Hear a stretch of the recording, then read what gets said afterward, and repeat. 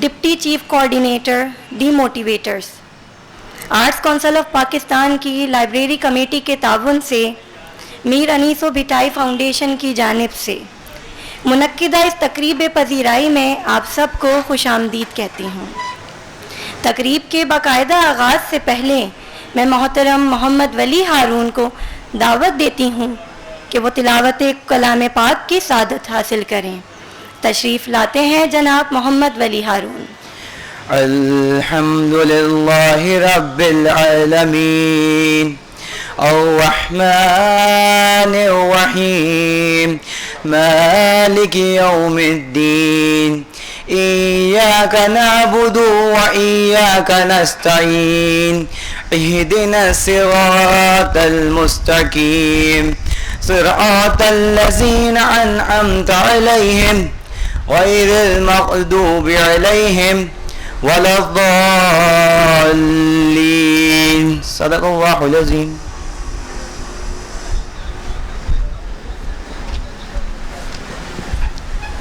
سبحان اللہ۔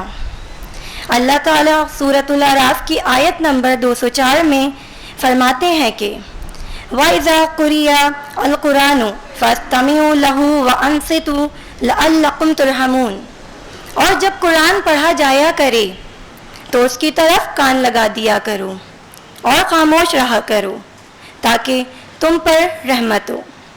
کلام ربانی کی تلاوت سننے کی سعادت حاصل کرنے کے بعد آئیے اس تقریب کی غرض و غایت پر نگاہ ڈالتے ہیں۔ آج ہم جس شخصیت کے حوالے سے گفتگو کرنے کے لیے یہاں اکٹھے ہوئے ہیں ان کی شخصیت کسی تعارف کی محتاج نہیں۔ ان کے بقول تم مجھ کو ہر جا دیکھو گے، میرا چہرہ عام بہت ہے، موصوف کو ادب و آداب اپنے والد کی طرف سے وراثت میں ملا۔ مرحوم ابو الحسنات محمد ابن الحسن انصاری انگریزی زبان میں شاعری کیا کرتے تھے، اور وہ بھی ملی، قومی، اصلاحی۔ غیر منقسم ہند و پاک کے ایک سرکاری محکمے میں بطور جونیئر کلرک ملازم ہونے کے باوجود ان کا یہ کلام اس وقت کے جیت انگریزی اخبار میں جد و جہد آزادی کے دوران شائع ہوتا رہا۔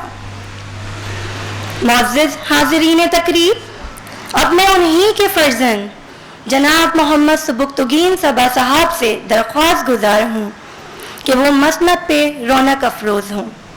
خواتین و حضرات، تشریف لاتے ہیں آج کے صاحب تقریب محمد سبکتگین صبا صاحب، جو صاحب تقریب ہونے کے ساتھ ساتھ اسلوب کالم نگار، شاعر، علمی، ادبی اور سماجی تنظیم ڈائلاگ کے صدر بھی ہیں۔ محمد سبکتگین صبا صاحب سابق کسٹم کلکٹر اور کمشنر انکم ٹیکس و سیل ٹیکس بھی رہے۔ میں تبسم زہرا رضوی صاحبہ سے یہ درخواست کروں گی کہ وہ یہاں آئیں اور صبا صاحب کو گلدستہ پیش کریں۔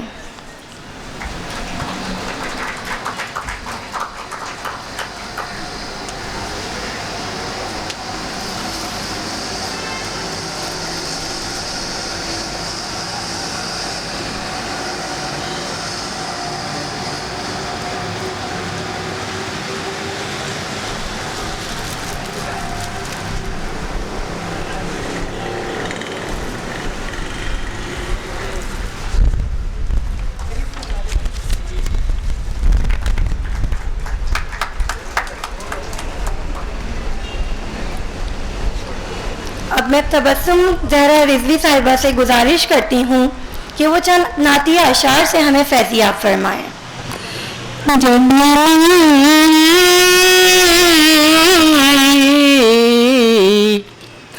جب میری ہو سنگ پر تمہارا یا رسول اللہ، ہو تمہیں ہو بے سہاروں کا سہارا یا رسول اللہ،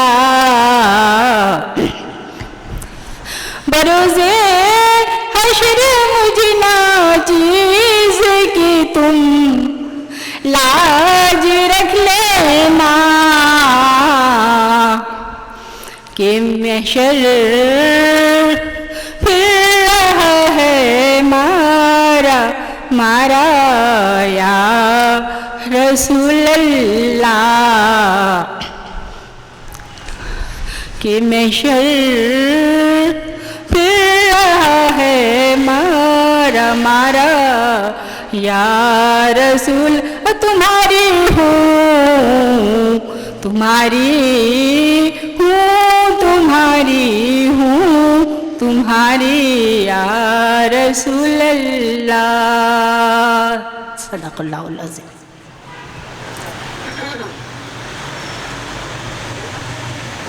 بہت شکریہ آپ کا۔ جیسا کہ میں پہلے بتا چکی ہوں کہ صاحب تقریب کی شخصیت کسی تعارف کی محتاج نہیں۔ آپ نے اپنی عملی زندگی کا آغاز 1974 میں ایک استاد کی حیثیت سے کیا اور پنجاب پبلک سروس کمیشن سے منتخب ہو کر رحیم یار خان، سیالکوٹ اور شرک پور کے سرکاری کالجوں میں اردو اور انگریزی کی تعلیم و تدریس میں مصروف رہے، یہاں تک کہ جب اسسٹنٹ پروفیسر متعین ہوئے تو 1984 میں مقابلے کے امتحان میں شریک ہو کر محکمہ کسٹم و ایکسائز میں بطور اسسٹنٹ کلیکٹر متعین ہوئے، اور بعد از خرابی بسیار جنوری 2011 کی 1 تاریخ کو بعہدہ کلیکٹر کسٹمز اور کمشنر انکم ٹیکس و سیل ٹیکس ریٹائر ہوئے۔ آج کل ٹیکس کنسلٹنسی اور وکالت کے ساتھ ساتھ کتابیں بھی لکھ رہے ہیں۔ کسی زمانے میں حکمت کی سند بھی حاصل کی، لیکن رجسٹرڈ پریکٹیشنر ہونے کے باوجود اسے نہیں چھیڑا۔ اس سے قبل کہ میں ان کی شخصیت کے دیگر پہلوؤں پر نگاہ ڈالوں، مناسب ہوگا کہ معتبرین و مقررین کو مسند پر آنے کی زحمت دی جائے، جو ان کی محبت میں اپنے قیمتی وقت میں چند گھڑیاں ان کی نظر کرنے یہاں تشریف لا چکے ہیں۔ اس تقریب کی صدارت کے لیے میں دعوت دیتی ہوں ڈاکٹر عالیہ امام صاحبہ کو، جن کی علمیت سے کسی کو انکار نہیں، کہ وہ اسٹیج پر تشریف لائیں اور مسند صدارت کو رونق بخشیں۔ میں حفظہ ہارون سے گزارش کروں گی کہ وہ یہاں آئیں اور انہیں گلدستہ پیش کریں۔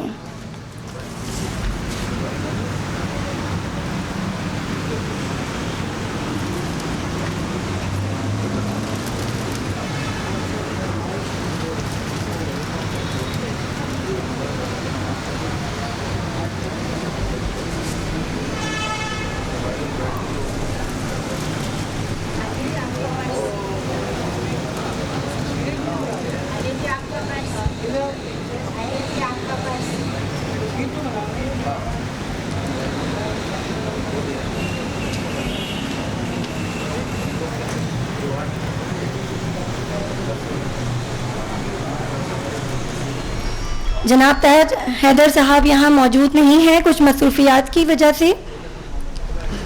اب میں جناب محمد سبکتگین صبا صاحب کی شخصیت اور ان کے فن پر اظہار خیال کرنے والوں کو فردن فردن اسٹیج پر آنے کی زحمت دوں گی۔ سب سے پہلے تشریف لاتے ہیں جناب وسعت اللہ خان صاحب، اور میں محترمہ روبینہ عروج صاحبہ کو دعوت دوں گی کہ انہیں گلدستہ پیش کریں۔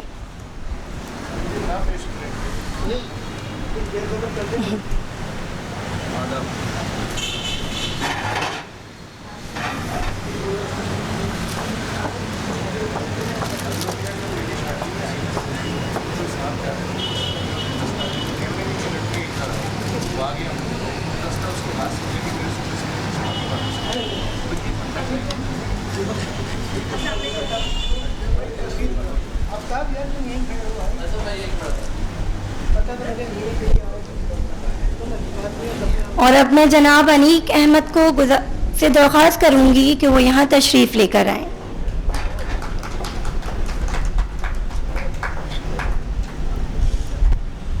اور میں ولی خان سے درخواست کرتی ہوں کہ وہ انہیں گلدستہ پیش کریں۔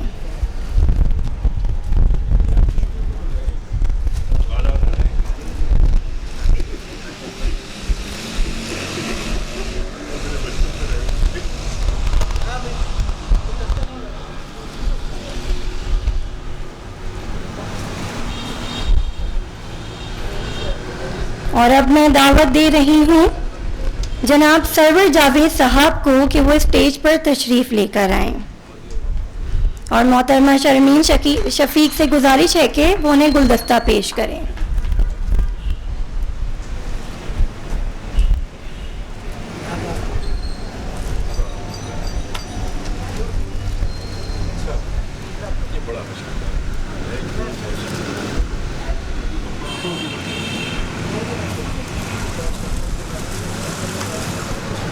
اور اب آخر میں اسٹیج کو چار چاند لگانے تشریف لاتے ہیں جناب پروفیسر سحر انصاری صاحب،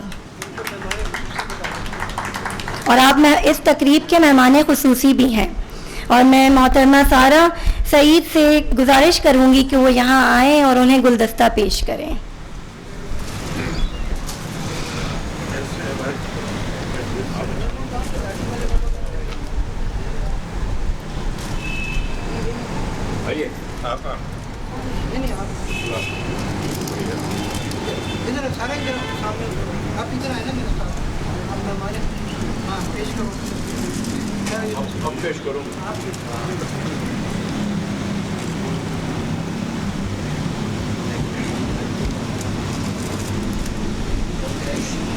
اور اب میں تقریب کے ارواح رواں جناب سہیل احمد صاحب اور محترمہ تبسم زہرا رضوی صاحبہ سے ملتمس ہوں کہ وہ بھی یہاں آ کر اپنی نشستوں پر جلوہ افروز ہوں،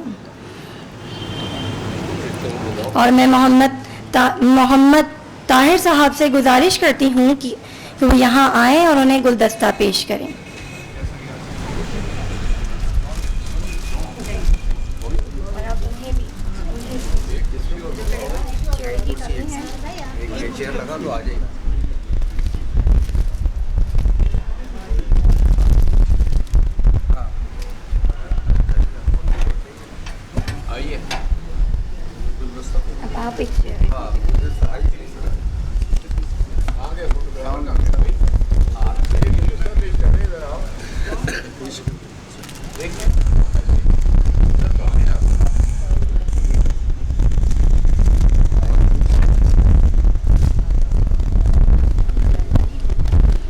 معزز حاضرین، اپنے سلسلہ کلام کو جاری رکھتے ہوئے آپ کے علم میں لانا چاہوں گی کہ موصوف کے مطابق ان کی نثر نگاری اور شاعری کا آغاز طالب علمی کے ہی زمانے سے ہو چکا تھا، لیکن خود کو ہمیشہ پس پردہ رکھا۔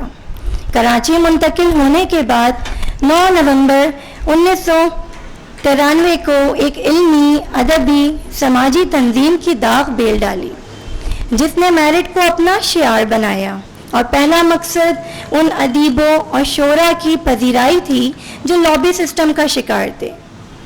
کوشش کی گئی کہ مستحق اور جینین شعراء کی حوصلہ افزائی کی جائے۔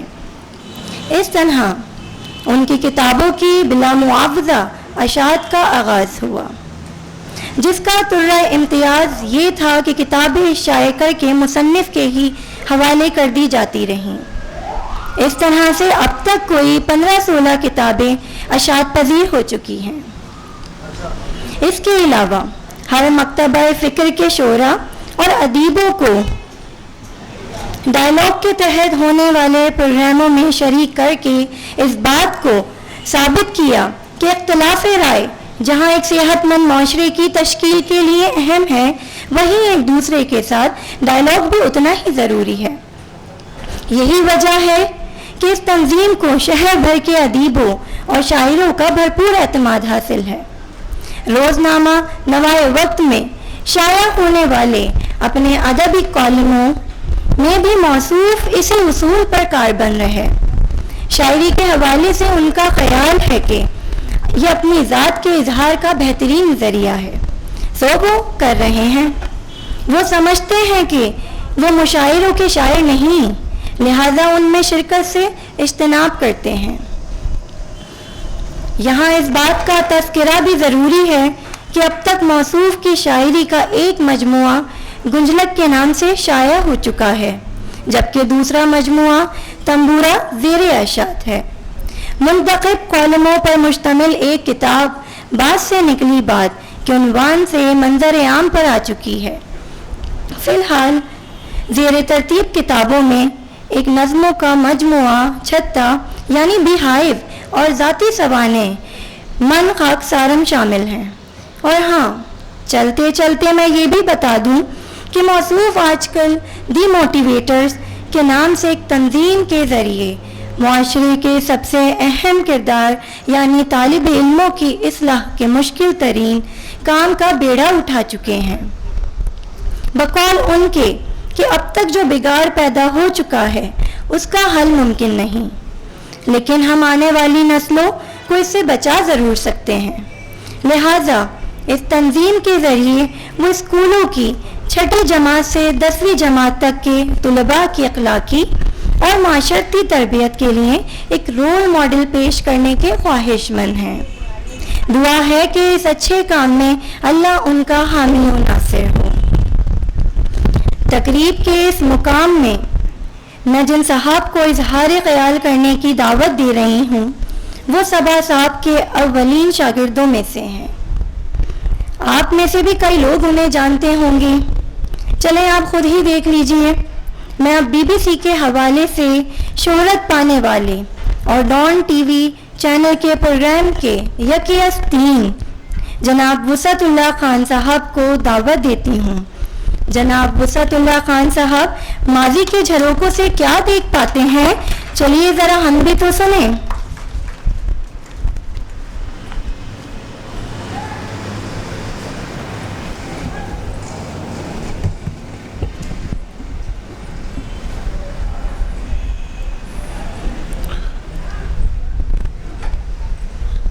اکتالیس سال ایسے گزر گئے جیسے 41 دن.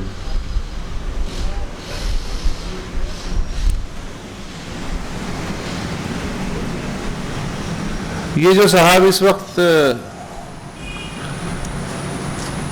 بزرگ بن کے یہاں بیٹھے ہیں، سبکتگین صبا صاحب 41 سال پہلے والے سبکتگین صبا صاحب سے میں ملواتا ہوں آپ کو. خواجہ فرید گورنمنٹ کالج خواجہ فرید رحیم یار خان، سال 1976، فرسٹ ایئر کی کلاس اور پہلا دن. نہ اسٹوڈنٹس کو معلوم ہے کہ کون سا مضمون کون سا ٹیچر لے گا، نہ شاید ٹیچرز کو. بورڈ پہ جا کے دیکھا تو کلاس کا ٹائم تھا اور ٹیچر کا نام تھا سبکتگین صبا. پہلی بار اس طرح کا نام سنا تھا اس لیے کہ کتابوں میں الپتگین اور سبکتگین کا جو نقشہ تھا ہمارے ذہن میں کچھ اور تھا، اور ہمارا یہ نہیں خیال تھا کہ کوئی دوسرا سبکتگین پیدا ہو سکتا ہے جو کہ محمود غزنوی سے پہلے پیدا ہوئے. تو جب اردو کا پیریڈ شروع ہوا تو ایک صاحب نوجوان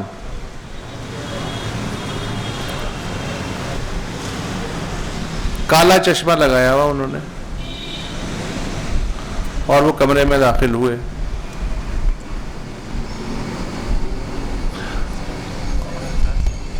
ہم انہیں حیرت سے دیکھ رہے تھے. حیرت سے اس لیے دیکھ رہے تھے کہ اس سے پہلے جو پیریڈ ہوئے تھے تو جو ٹیچرز آئے تھے انہوں نے آتے ہی گفتگو کرنا شروع کر دی تھی. یہ جب آئے تو 5 منٹ تک کھڑے ہوئے کلاس کو دیکھتے رہے کالے چشمے کے پیچھے سے. تو ہمارے ذہن میں ظاہر ہے کہ اس زمانے کے اسٹوڈنٹس کی کیا عمر ہوتی ہے، 16-17 سال.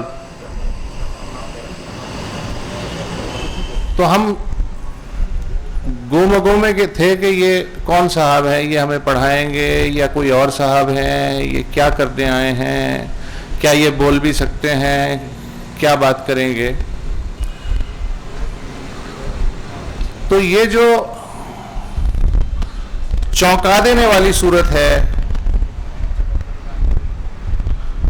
جو آج تک میرے ساتھ ہے ان کی شخصیت کے حوالے سے، یہ اس 5ویں منٹ میں ہی سے میں اس کا گواہ ہوں.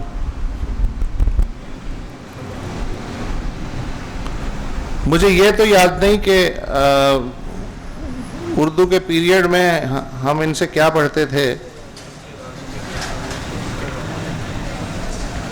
لیکن یہ ضرور یاد ہے کہ میر اور غالب جو کہ اس زمانے میں سینئر کلاسز کے نصاب میں شامل تھا، وہ انہوں نے فرسٹ ایئر کے بچوں کو گھول کے پلانے کی کوشش کی. اب یہ ان کی مہربانی تھی یا کیا تھا، لیکن اس زمانے میں ہم انہیں بہت ہی ظالم آدمی سمجھتے تھے کہ ہماری سمجھ میں ککھ نہیں آ رہا، اور یہ جو ہے ہمیں ماسٹر سے پہلے ماسٹر بنانے کی کوشش کر رہے ہیں. پھر جب بہت بعد میں تھوڑی سی عقل آئی تو ہم نے سوچا کہ بہت ہی عجلت میں ہوتے تھے پرانے زمانے کے اساتذہ، اور یہ عجلت ان کے خلوص کی وجہ سے ہوتی تھی. وہ چاہتے تھے کہ ان کے جو بچے ہیں وہ کسی نہ کسی طرح اس اسٹینڈرڈ پہ پہنچ جائیں جس اسٹینڈرڈ پہ وہ ماسٹرز میں پہنچنے کا ان کا حق تھا. بادرس کالج یہ کہاں رہتے تھے ظاہر ہے کہ ہمیں معلوم نہیں تھا. وہاں ایک غلہ منڈی تھی رحیم یار خان میں، اور اس میں ایک لائبریری ہوا کرتی تھی. میں اس میں کبھی کبھی جاتا تھا. تو ایک دن اچانک سبکتگین سوا صاحب جو ہے وہاں مل گئے، اور ان کے ساتھ ایک اور بھی نوجوان تھے جو شاید اب معلوم نہیں ہوا کہ کہاں ہیں، منیر لاہوری صاحب جو پنجابی زبان پڑھاتے تھے. تو رحیم یار خان اس زمانے میں ایک چھوٹا سا شہر، کیا وہاں کی آبادی، پھر آبادی میں کیا باذوق لوگ، اور اس باذوق لوگوں میں سے کیا ایسے لوگ جو کہ شاعری سے دلچسپی رکھتے ہوں، کچھ بھی تو نہیں تھا. تو اس کچھ بھی تو نہیں تھا کہ ماحول میں صبا صاحب نے ایک تنظیم بنائی، بلکہ ہم لڑکوں کو مجبور کیا کہ وہ تنظیم بنائیں، اور اس کا نام تھا ایوان ادب و ثقافت.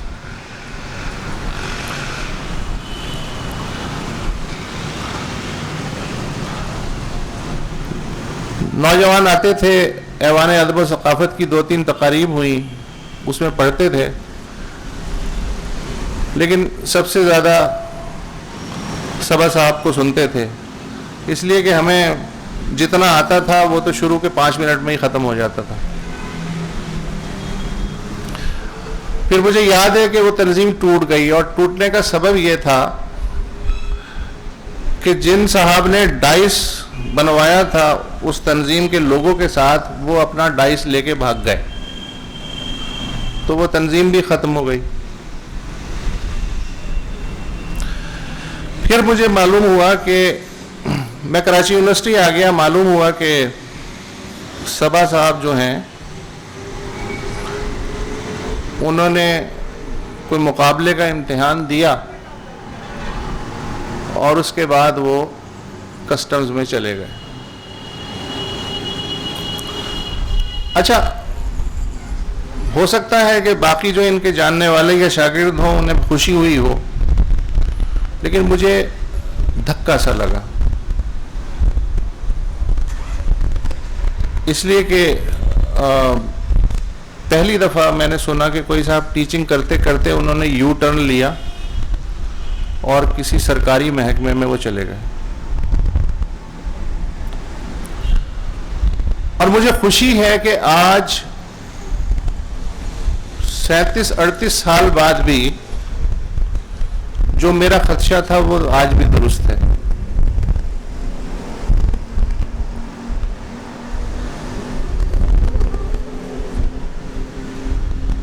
آج جب میں صبا صاحب کو دیکھتا ہوں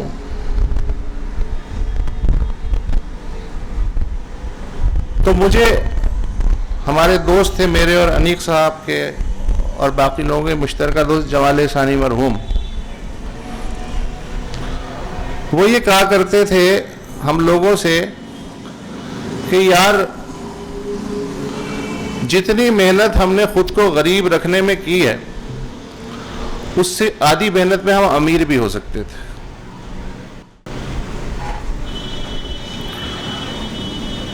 ہمارے معاشرے کے حساب سے جب خبر ملتی ہے کہ کوئی آدمی انکم ٹیکس میں ہے یا کسٹمز میں ہے تو آدمی خود بخود جو ہے وہ محلات کھڑے کر لیتا ہے، اچھا تو یہ چکر ہے، اور وہ فتویٰ بھی دے دیتا ہے، ان کے بارے میں ایک امیج بھی بنا لیتا ہے.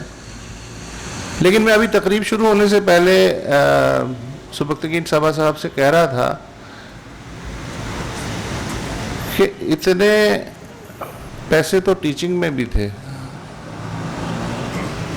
تو صبا صاحب نے جواب دیا کہ اصل میں مجھے زندگی سے پنگے لینے کا شوق ہے.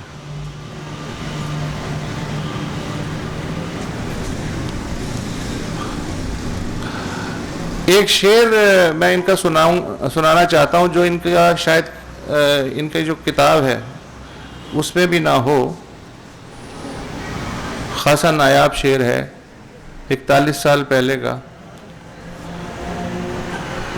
ایک صاحب تھے، ان کا نام تھا عاشق قریشی. ان کا ایک چائے کا ہوٹل تھا، پھر اچانک سے انہیں شاعری لاحق ہو گئی. پھر انہوں نے اپنا ایک مجموعہ اپنے ہی ساتھ والے پریس سے ادھار میں چھپوا لیا اور اس مجموعے کا نام تھا دھواں دھواں. اور اس کی تقریب کی صدارت صبا صاحب نے کی. اور اس دن مجھے پتہ چلا کہ صبا صاحب بلا کے زود گو ہیں. ایک شعر مجھے یاد رہ گیا کہ اس دور کے حسینوں کی صورت عجیب ہے، رنگت اڑی اڑی سی ہے، چہرہ دھواں دھواں. اور میں آج بھی استدعا کروں گا صبا صاحب سے، جیسا کہ ہمیشہ ملتے ہیں، کہ اب تک جو کچھ بھی آپ کا چھپ چکا ہے وہ اگر مجھے عنایت کر دیں تو کم از کم میں اس شعر کے سحر سے باہر نکل کے آپ نے جو دیگر تجربات کیے ہیں کتابی شکل میں ان سے بھی آگاہ ہو جاؤں. لیکن ہر پرانے استاد کی طرح یہ مجھے ڈانٹ کے بات کو ادھر ادھر کر دیتے ہیں. باقی جو ان کے کراچی کی شخصیت ہے وہ میں باقی مقررین پہ چھوڑتا ہوں. بہت شکریہ.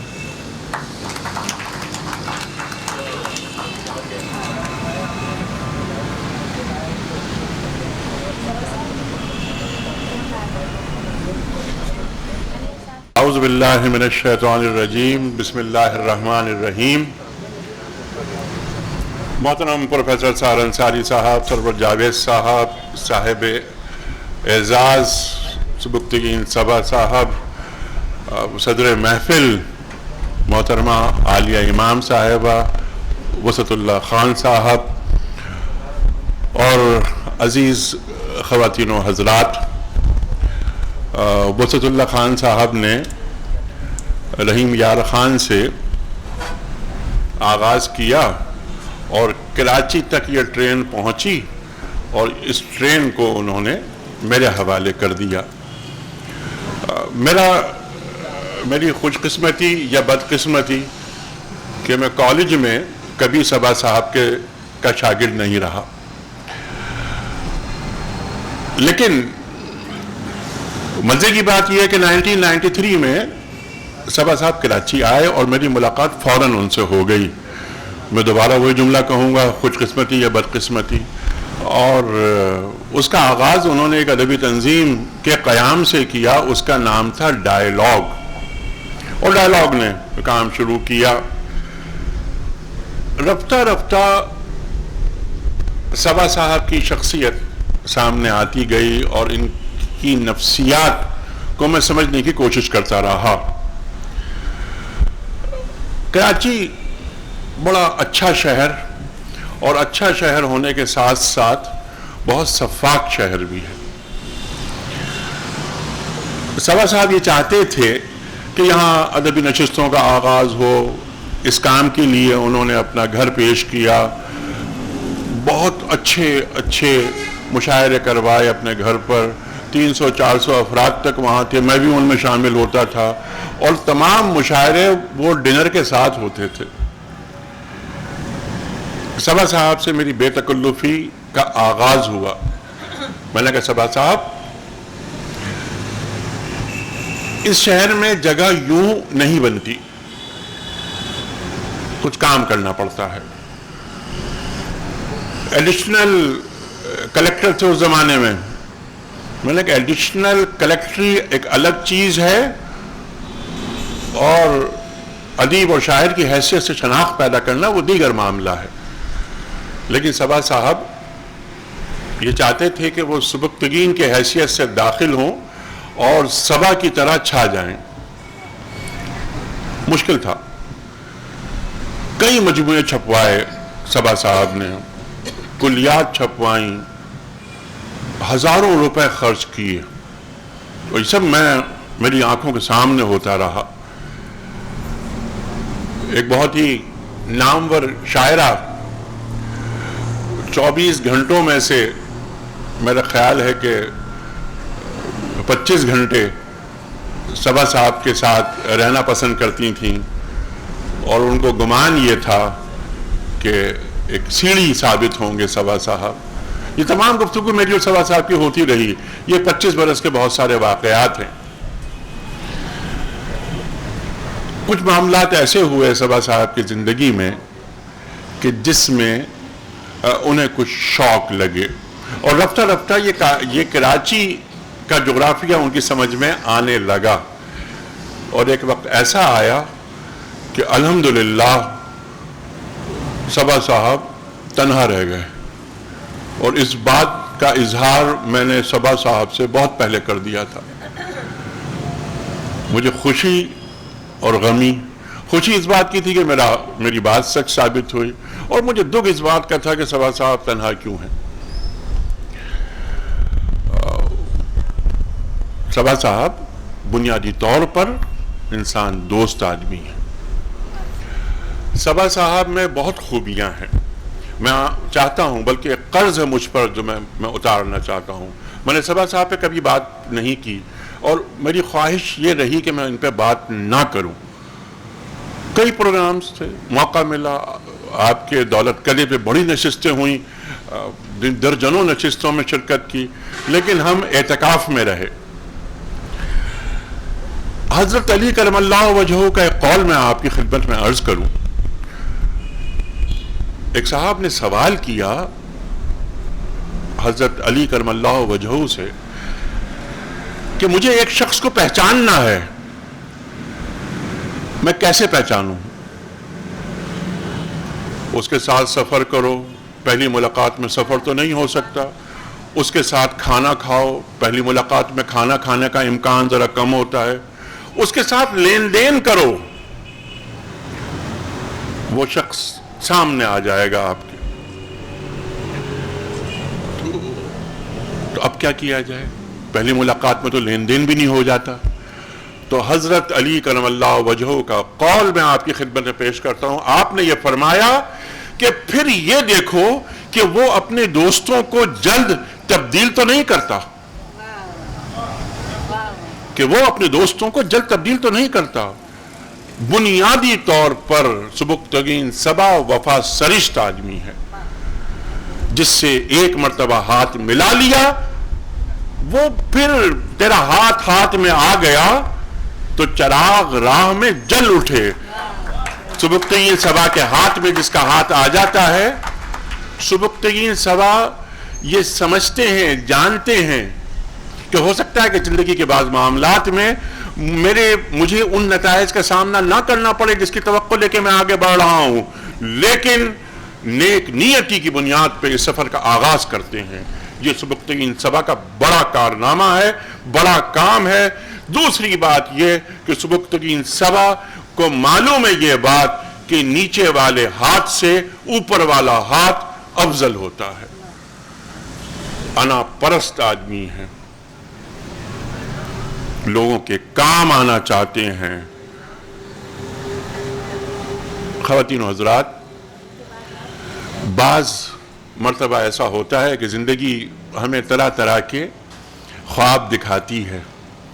ہم چاہتے ہیں کہ ان تعبیروں سے ہم کنار ہو سکیں, لیکن ضروری نہیں کہ ہماری ہر تعبیر وہی ہو جس کا خواب ہم نے دیکھا ہے. سبکتگین صبا کو ان کے خوابوں کی تعبیر نہیں ملی. بسط اللہ نے بہت اچھی بات کی کہ ٹیچرز کی ایک اپنی زندگی ہوتی ہے. آپ ایک استاد اسٹوڈنٹس کو پڑھا رہے ہیں, پھر یہ کیا کہ ایک اعلیٰ مقام پہ اللہ تعالیٰ نے آپ کو فائز کیا. معلم کا مقام اور مرتبہ اور منصب کتنا بڑا ہوتا ہے, لیکن آپ نے معلمی چھوڑ کر, استاد کا جو مرتبہ منصب چھوڑ کر, یہ ایک مجھے کہنے دیجئے ایک تھرڈ کلاس پروفیشن, یہ سرکار کی غلامی, اس میں آپ آ رہے ہیں. تو صبا صاحب نے جیسا کہ ابھی وسط نے بتایا کہ مجھے زندگی سے پنگا لینے کی عادت ہے, تو میں صرف یہ کہوں گا کہ صبا صاحب آپ کو زندگی سے پنگا لینے کی عادت رہی, لیکن کیا ایسا نہیں ہوا کہ زندگی نے آپ سے پنگا لے لیا؟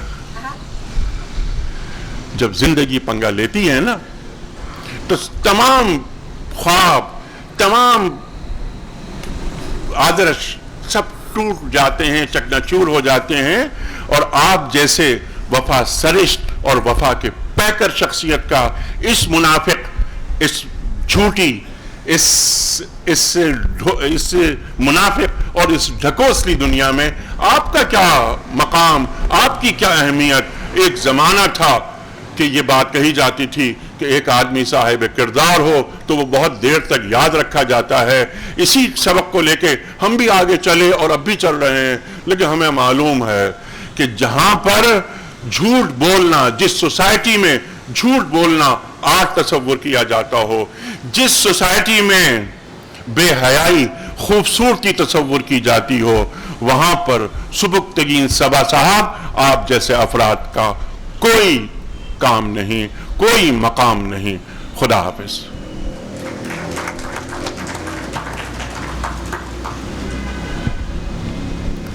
محترم انیق احمد کے بھرپور خطاب کے بعد میں دعوت سخن دے رہی ہوں. دعوت کلام عزت مآب محترم سرور جاوید صاحب تشریف لائیے اور جناب صبا صاحب کے بارے میں اظہار خیال فرمائیے.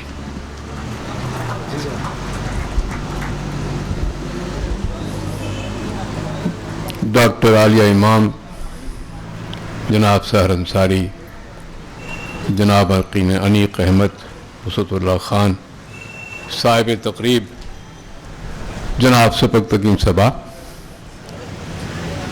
میں نے محسوس کر رہا ہوں کہ انیق نے باتیں تو بہت اچھی کی اور بالکل ٹھیک کی, درست کی, لیکن کچھ سوگوار سا ماحول پیدا ہو گیا. یہ نہیں ہونا چاہیے تھا, کیونکہ سبکتگین صبا کی جو شخصیت ہے جس کو وسط نے بھی بیان کیا اور انیق نے بھی بیان کیا, وہ بڑی باغ و بہار شخصیت ہے. اہل ایما کی طرح ادھر ڈوبتے ہیں ادھر نکلتے ہیں, اور جب ملتے ہیں اسی مسکراہٹ کے ساتھ ملتے ہیں جو ان کا خاصہ ہے. میری ملاقات جب ہوئی تھی, جب وہ ڈپٹی کلکٹر بن چکے تھے,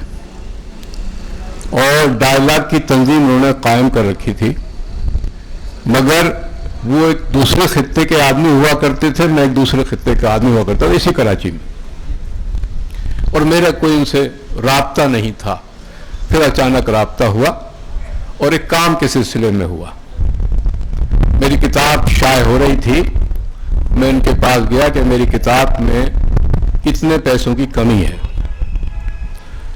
تو انہوں نے 1 گھنٹے کے اندر ان پیسوں کا انتظام کیا، جبکہ میری پہلی ملاقات تھی. تو وہاں سے ظاہر ہے کہ دوستی کا آغاز ہو گیا، اور میں نے محسوس کیا کہ جناب سبقت صبا بہت کچھ کرنا چاہتے ہیں، ادب کے لیے بہت کچھ کرنا چاہتے ہیں، ثقافت کے لیے بہت کچھ کرنا چاہتے ہیں، افراد کے لیے بہت کچھ کرنا چاہتے ہیں، لیکن محدود ہیں ایک دائرے کے اندر. اور وہ دائرہ اس لیے تھا کہ وہ سرکاری ملازمت تھی، جس کو گھٹیا تو کہا جاتا ہے، لیکن اسی سرکاری ملازمت کے ذریعے انہوں نے بہت کتابیں چھپائیں اور بہت سے لوگوں کی امداد بھی کی. اس لیے مجھے سرکاری ملازمت ان کی بری نہیں لگتی. یہ ضرور ہے کہ استاد کا مرتبہ زیادہ بڑا ہے، اور آج جو کچھ ہم بات کر رہے ہیں وہ استاد کی حیثیت ان کی زیادہ ہے، لیکن اسی حوالے سے انہوں نے بہت سارے کام کیے. میں اصل میں بات یہ کرنا چاہتا ہوں کہ شخصیت کی بات تو ہو گئی، لیکن شخصیت کا ایک پہلو اور بھی ہے، وہ ہے ان کا تخلیقی عمل، تخلیقی سفر. میرے پیش نظر تخلیقی سفر ہے جو شروع ہوتا ہے یہاں سے کہ انہوں نے پہلے رزق شوق کی کتاب شائع کی ڈائلاگ کے تحت، پھر عمر شعور کی کتاب شائع کی، اور اس کے بعد کتابوں کا سلسلہ چلتا رہا. اس دوران ان کی جو شاعری میں سنتا تھا اس میں مزاح کا عنصر زیادہ تھا. اور اس کے بعد یہ ہوا کہ میں نے دیکھا کہ وہ عشائیہ لکھ رہے ہیں، خاکہ نگاری کر رہے ہیں، اور خاکہ نگاری میں جو کچھ وہ لکھتے تھے بولتے بھی ویسے ہی تھے. ان کی گفتگو بھی وہی ہوتی تھی جو تحریر میں آتی تھی. میرے اس زمانے میں بال گرنا شروع ہوئے تھے، لیکن انہوں نے اسی وقت سے مجھے جھارر والے بابا کہنا شروع کر دیا تھا، اور آج تک کہتے ہیں. یہ ان کی مطلب اس میں عمیق نظری سمجھ لیجئے، یا تھوڑا سا استہزاء سمجھ لیجئے، مزاح سمجھ لیجئے، لیکن یہ ان کی فطرت میں شامل ہے. ان سے ملاقاتیں کم بھی ہوتی ہیں، زیادہ بھی ہوتی ہیں. گزشتہ کئی برس سے ان سے ملاقات نہیں ہوئی. کبھی ٹیلی فون پر بات ہو گئی. جب وہ کنسلٹنٹ بنے، وہ سرکاری نوکری سے ریٹائر ہونے کے بعد، تو کنسلٹنسی میں کئی مرتبہ انہوں نے مجھے یاد کیا، اور وہ چاہتے تھے کہ میں بھی کوئی کام کا آدمی بن جاؤں، لیکن میں نہیں بن پایا، کیونکہ میری مشغولیات اس طرح کی ہیں کہ میں اس شہر میں دشمن زیادہ پیدا کرتا ہوں، دوست کم رکھتا ہوں. تو جب آپ ایسا کریں گے تو آپ کو اچھی ملازمت تو نہیں ملے گی. صحافت چھوڑنے کے بعد، صحافت سے دور ہونے کے بعد، میں اب تک کوئی بڑی ملازمت اختیار نہیں کر سکا کہ میرے دشمن زیادہ ہیں. بہرحال میں تو بات کر رہا ہوں سبقت صبا کی. تو سبقت صبا، جیسا انیق نے کہا کہ وہ وفا سرشت آدمی ہیں. وہ ملاقات جو شروع ہوئی تھی ان کی ڈپٹی کلیکٹر کے زمانے میں، وہ آج تک جاری ہے. لیکن ایک تھوڑا سا اس میں آمیزش کر لیجئے ان کے تخلیق کی. کتاب آئی بات سے نکلی بات، اس میں مجھ پر بھی ایک ان کا خاکہ شامل ہے. آپ ان خاکوں کو پڑھیے تو آپ کو اندازہ ہوگا کہ خاکہ نگاری کی جتنی بڑی صلاحیت سبکتگین میں ہے اتنی کم لوگوں میں ہوتی ہے. لیکن پھر وہی ہوا، لابی سسٹم تو بہرحال موجود تھا. جس لابی سسٹم کو توڑنے کی کوشش کی سبکتگین صبا صاحب نے، آخر کار اسی لابی سسٹم کا شکار ہوئے، اور وہ اہمیت نہیں حاصل کر سکے جو اہمیت ان کو حاصل کرنی چاہیے تھی. میں بات کر رہا ہوں شہرت کی. شہرت کا کوئی کلیہ نہیں ہے. شہرت بہت سے نالائق لوگوں کو بھی مل جاتی ہے، اور شہرت بہت سے عظیم لوگوں کو نہیں ملتی. تو یہ ایک پیمانہ نہیں ہے کہ اگر ان کو شہرت نہیں ملی تو ان میں کوئی عظمت نہیں ہے. عظمت یہ ہے کہ ہر آدمی کے کام آتے ہیں. عظمت یہ ہے کہ جب وہ ملتے ہیں تو مسکراتے ہوئے ملتے ہیں. عظمت یہ ہے کہ جب آپ ان سے ملیں گے تو اپنے غم بھول جائیں گے.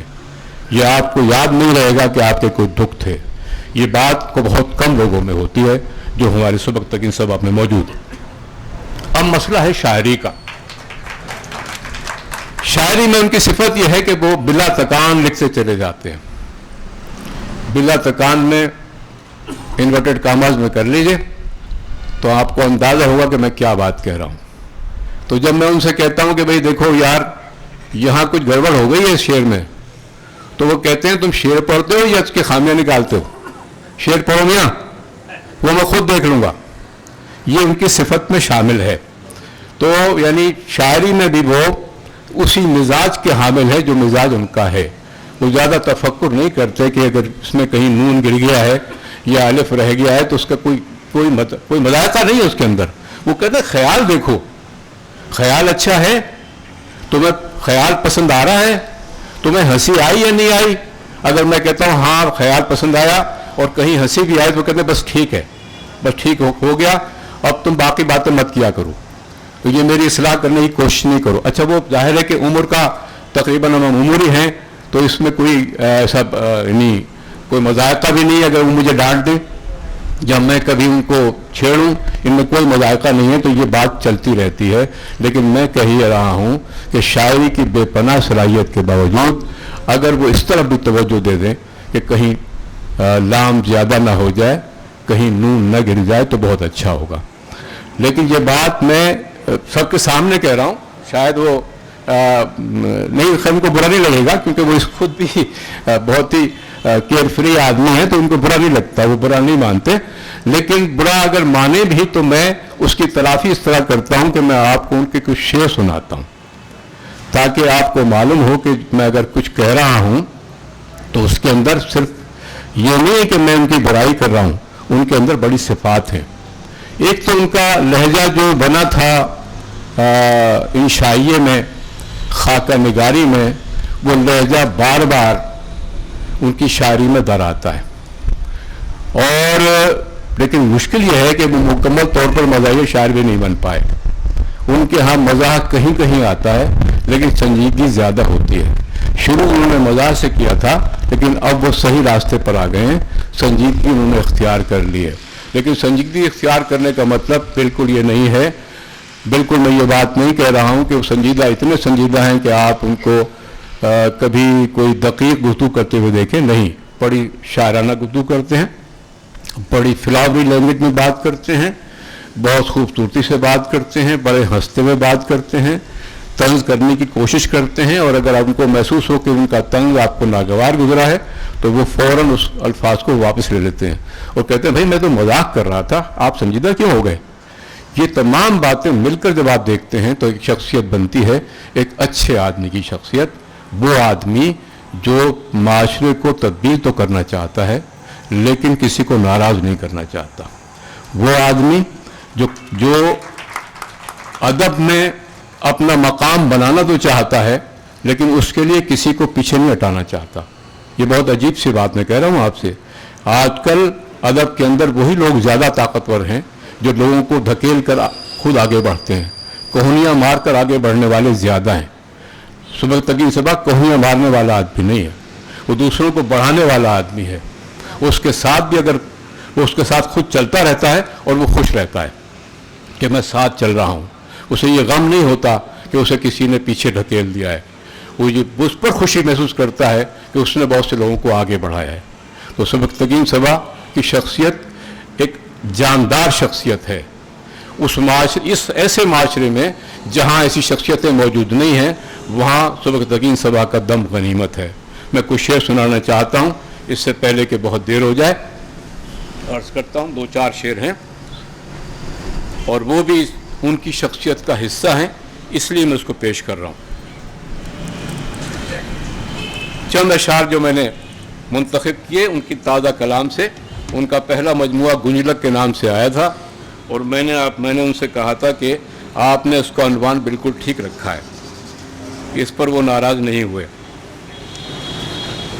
اشعار سن لیجئے. ابھی تو اس کے آنے میں कई सदियां गुजरनी हैं, अभी तो उसके आने में कई सदियां गुजरनी हैं, अभी से क्यों ये बेचैनी, ये कैसी बेकरारी है। वो एक जिंदगानी थी जिसे हीलों बहानों से कभी हमने गुजारी है, कभी तुमने गुजारी है।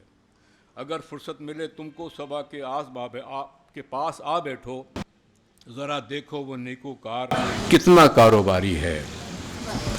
दिलों को ख्वाहिशों से पाक कर दे, मेरे मौला हमें बेबाक कर दे। नीयत अपनी खाम बहुत है, इसीलिए इबहाम बहुत है। मुझको तुम हर्जा देखोगे, मेरा चेहरा आम बहुत है। मुझको तुम हर्जा देखोगे, मेरा चेहरा आम बहुत है। भेज दिया है कोरा कागज, उसका ये पैगाम बहुत है।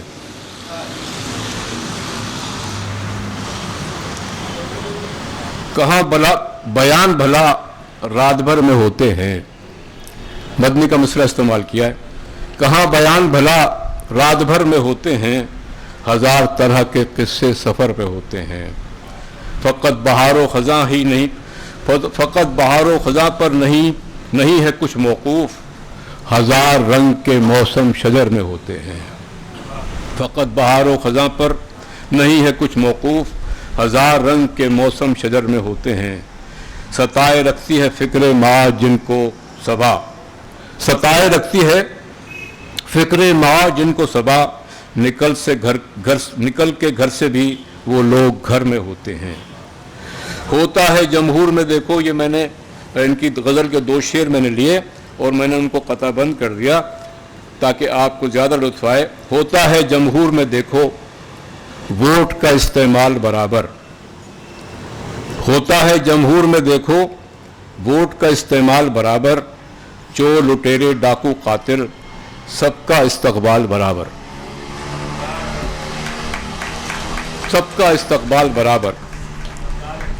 भूल न जाऊं उसका किस्सा में, उसने लिखा बता के कागज़ पर। जाने फिर अब उसने क्यों जला डाली मेरी आंखें बना के कागज़ पर। मानते हो क्यों नहीं दुनिया की बात, अब तुम्हें भेजूं कोई तस्वीर क्या। तो ये आखिरी शेर सुना, 2-4 और शेर हैं। कर रहे थे जब रफू, तवज्जो चाहता हूँ, कर रहे थे जब रफू सब अपना अपना पैरहन। कर रहे थे सब रफू जब अपना अपना पैरहन, मैं खड़ा था चाक दामा आईने के सामने। रूबरू मुश्किल हुआ उसको बताना हाल दिल, लग रहा था कितना आसान आईने के सामने। चाक दामन और गरेबां तार तार, हम में खूहे आशिका मौजूद है। मेरे ढलते जिस्म को मत देखिए, उसके अंदर नौजवान मौजूद है। तो ये नौजवानी का किस्सा वाकई सबकतगीन सभा के अंदर मौजूद है। उनसे मिलकर हमें यह एहसास नहीं होता कि एक तवील अरसा गुजर गया है। हमें यह एहसास होता है कि एक जिंदा और तवाना आदमी हमारे सामने मौजूद है, हंसता मुस्कुराता, जिसको देखकर अपने गम भूल जाते हैं। उस आदमी की शख्सियत हमारे लिए बड़ी काबिल कदर है, बड़ी गनीमत है। बहुत शुक्रिया।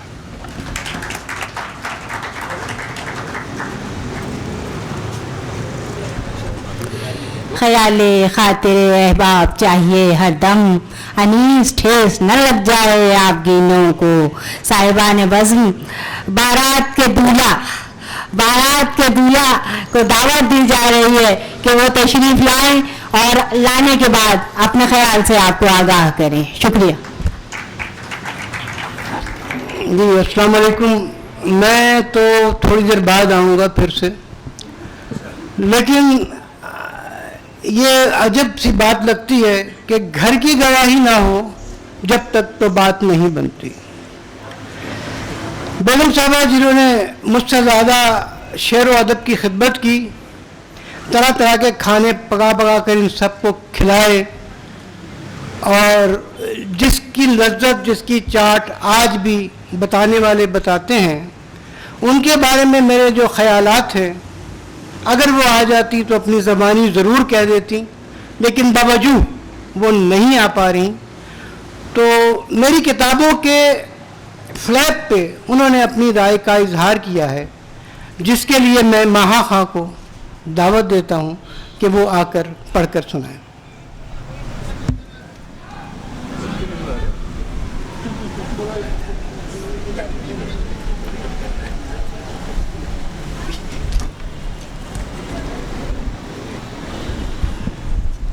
یہ کتاب میرے میاں کی غزلوں کا مجموعہ ہے. اس میں 1001 اشعار پر مشتمل ان کی 91 غزلیں شامل ہیں. کہتے ہیں کہ یہ میری طرف سے شاعری کو سلامی ہے، لیکن لگتا ہے کہ اب شاعر اور شاعری ان کو دور سے ہی سلام کریں گے. موصوف سے میری شادی کو 30 برس ہونے کو آئے ہیں اور میں کوئی 35 برس سے ان کی شاعری کو برداشت کر رہی ہوں، مگر اب یہ دکھ اکیلے نہیں سہا جاتا، لہٰذا اب انتقاماً ان کو اس کتاب کی اشاعت کے لیے آمادہ کیا ہے، جس کے لیے مجھے آپ سب لوگوں کی پیشگی معذرت بھی کرنی ہے. البتہ یہ درخواست ہے کہ اسے مت پڑھیے گا، کہ اسی میں آپ کا بھلا ہے. یقیناً آپ بھی یہ پیغام اپنے ساتھیوں کو اسی طرح پہنچائیں گے اور انہیں یعنی میاں جی کو سب کی بددعاؤں سے بچائیں گے. موصوف بھی عجیب آدمی ہے. اس مجموعے میں کچھ شعر تو بہت اچھے ہیں کہ جن کی دریافت آپ پر بھی واجب ہے، مگر زیادہ تر یوں ہی سے ہیں. لہٰذا اس بات کی تنبیہ ضروری ہے کہ ان سے بہت زیادہ توقعات وابستہ نہ کیجیے، مبادا بعد میں افسوس ہو. کہا بھی ہے کہ میاں کیوں ناحق اپنے پیسوں اور دوسروں کے وقت کا ضیاع کرتے ہو. جو چند ایک اچھے اشعار ہیں ان کا ایک پمفلٹ چھپوا کر راہ خدا میں تقسیم کروا دو. کہنے لگے کہ اگر اولاد ذہنی طور پر نابالغ اور جسمانی طور پر مفلوج ہو تو کیا اسے گھر سے نکال دیا کرتے ہیں؟ یہ شعر بھی میری مانوی اولاد کی طرح ہے. بے شک یہ اسپیشل ہی صحیح، لیکن کیا انہیں کمیونٹی سے الگ کیا جا سکتا ہے؟ اس توجیہ کے بعد میرے لیے ہار ماننے کے سوا چارہ ہی کیا رہا ہے، سوا اللہ آپ پر رحم کرے اور اس صدمے کو جھیلنے کی سخت فرمائے. آمین.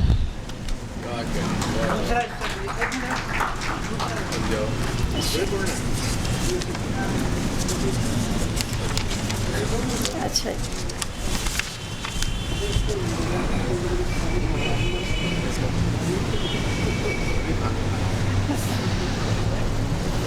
معروف نقاد، مشہور شاعر اور وکری ٹائپ کے صحافی سرور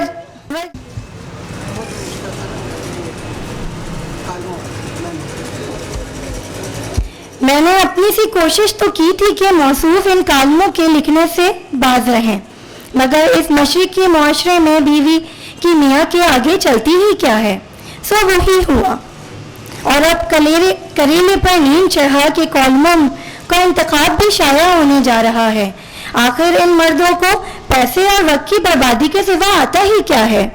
چلو بھائی، اگر لکھنے کا شوق ہی تھا تو فلمی گانے لکھتے، چالو قسم کے ڈرامے لکھتے، کرائے پر شعر افسانے لکھتے، سکہ رائج الوقت کے عوض ناول اور دیوان لکھتے.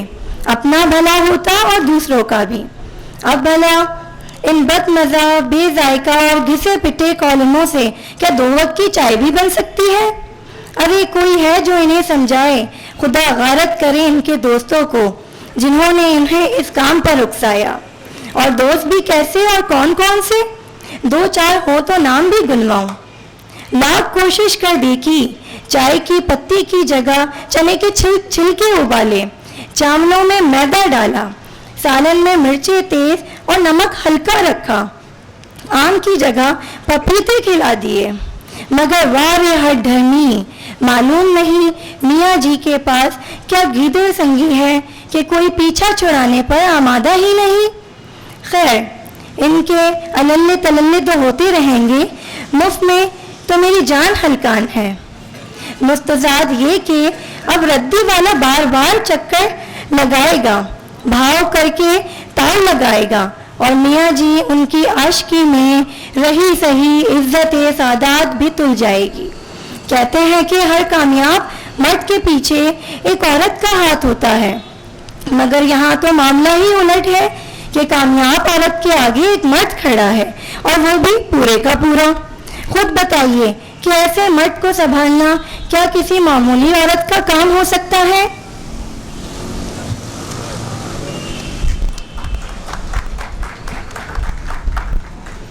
جناب سرور جاوید آپ کو بتا چکے کہ جب موصوف اشعار کہتے ہیں تو پھر اس کی کسی خامی یا اس کے کسی تفکر قافیہ ردیف اوزان کسی فکر کی ضرورت نہیں ہے۔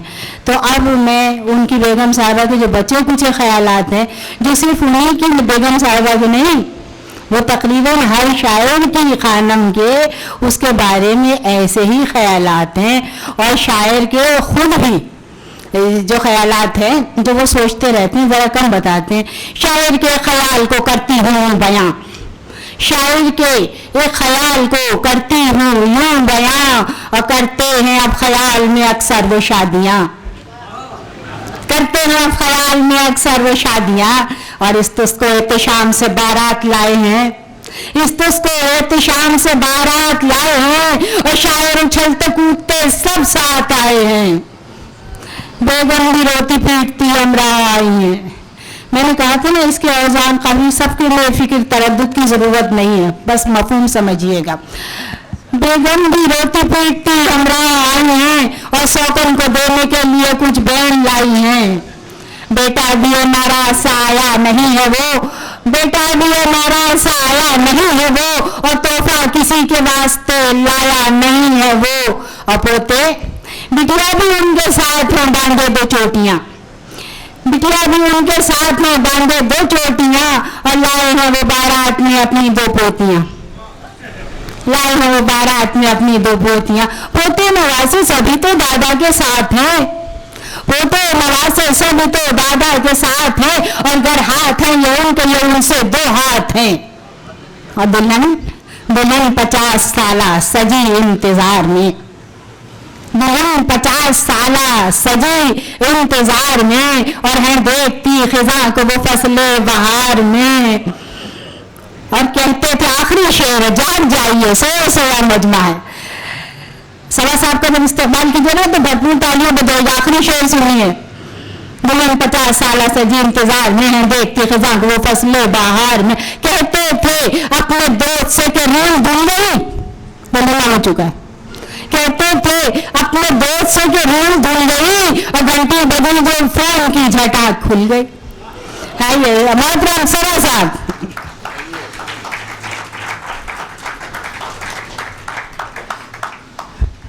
میں تو جب آؤں گا تب آؤں گا، کسی کے بلانے سے نہیں آنے کا۔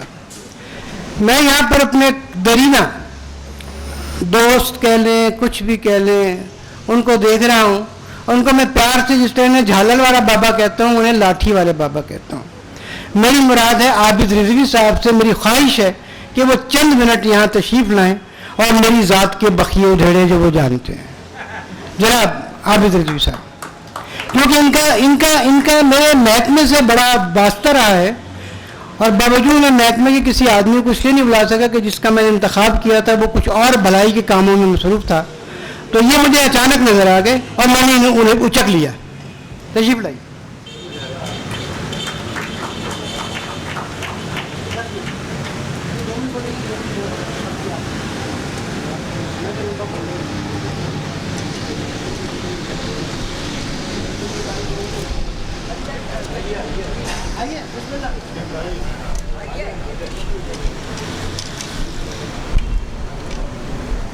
بسم اللہ الرحمن الرحیم۔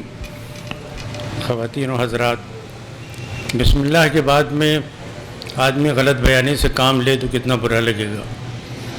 سب سے پہلے میں محترمہ ہماری سب کی عزت مآب جناب عالیہ امام صاحبہ، پروفیسر سیر انصاری صاحب، برادر سرور جاوید صاحب، اور خود آج کے نوشا جن کے دل میں نوشا نہ بنے مگر حسرت تو ہے، اور خاتون اور تمام دوستوں سے سلام کے بعد میں یہ عرض کر رہا ہوں کہ میرے حلیے سے ظاہر ہے کہ میں فقیر ہوں، گوشہ گیر ہوں، گمنام ہوں، کا فہم ہوں، کم علم ہوں، بہت غبی طالب علم ہوں.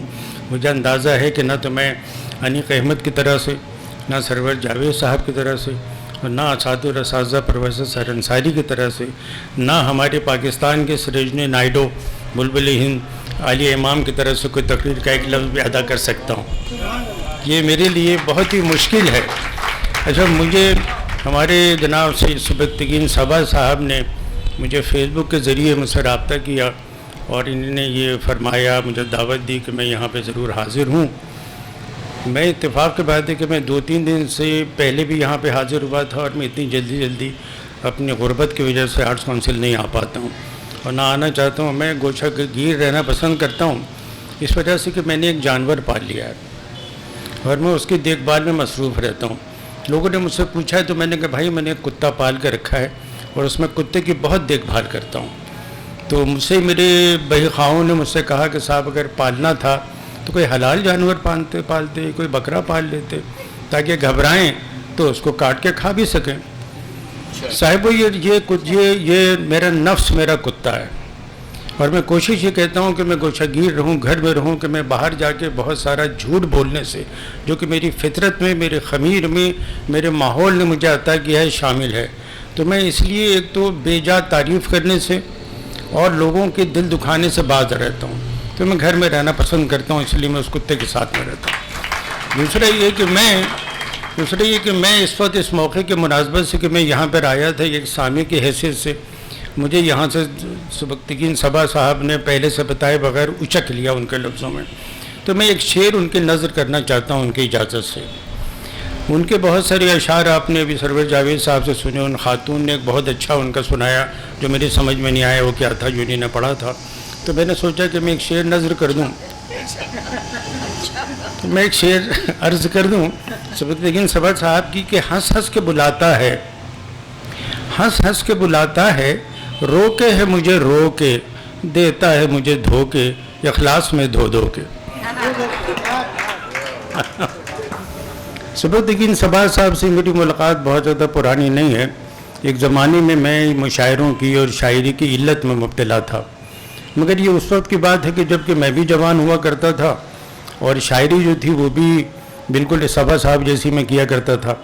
اس کے بعد ایک واقعہ ایسا، اور میں کچھ ایسے معاملات تھے کہ ہندوستان اور پاکستان کے بہت سارے شاعروں کو میں نے پاکستان میں مدعو کیا.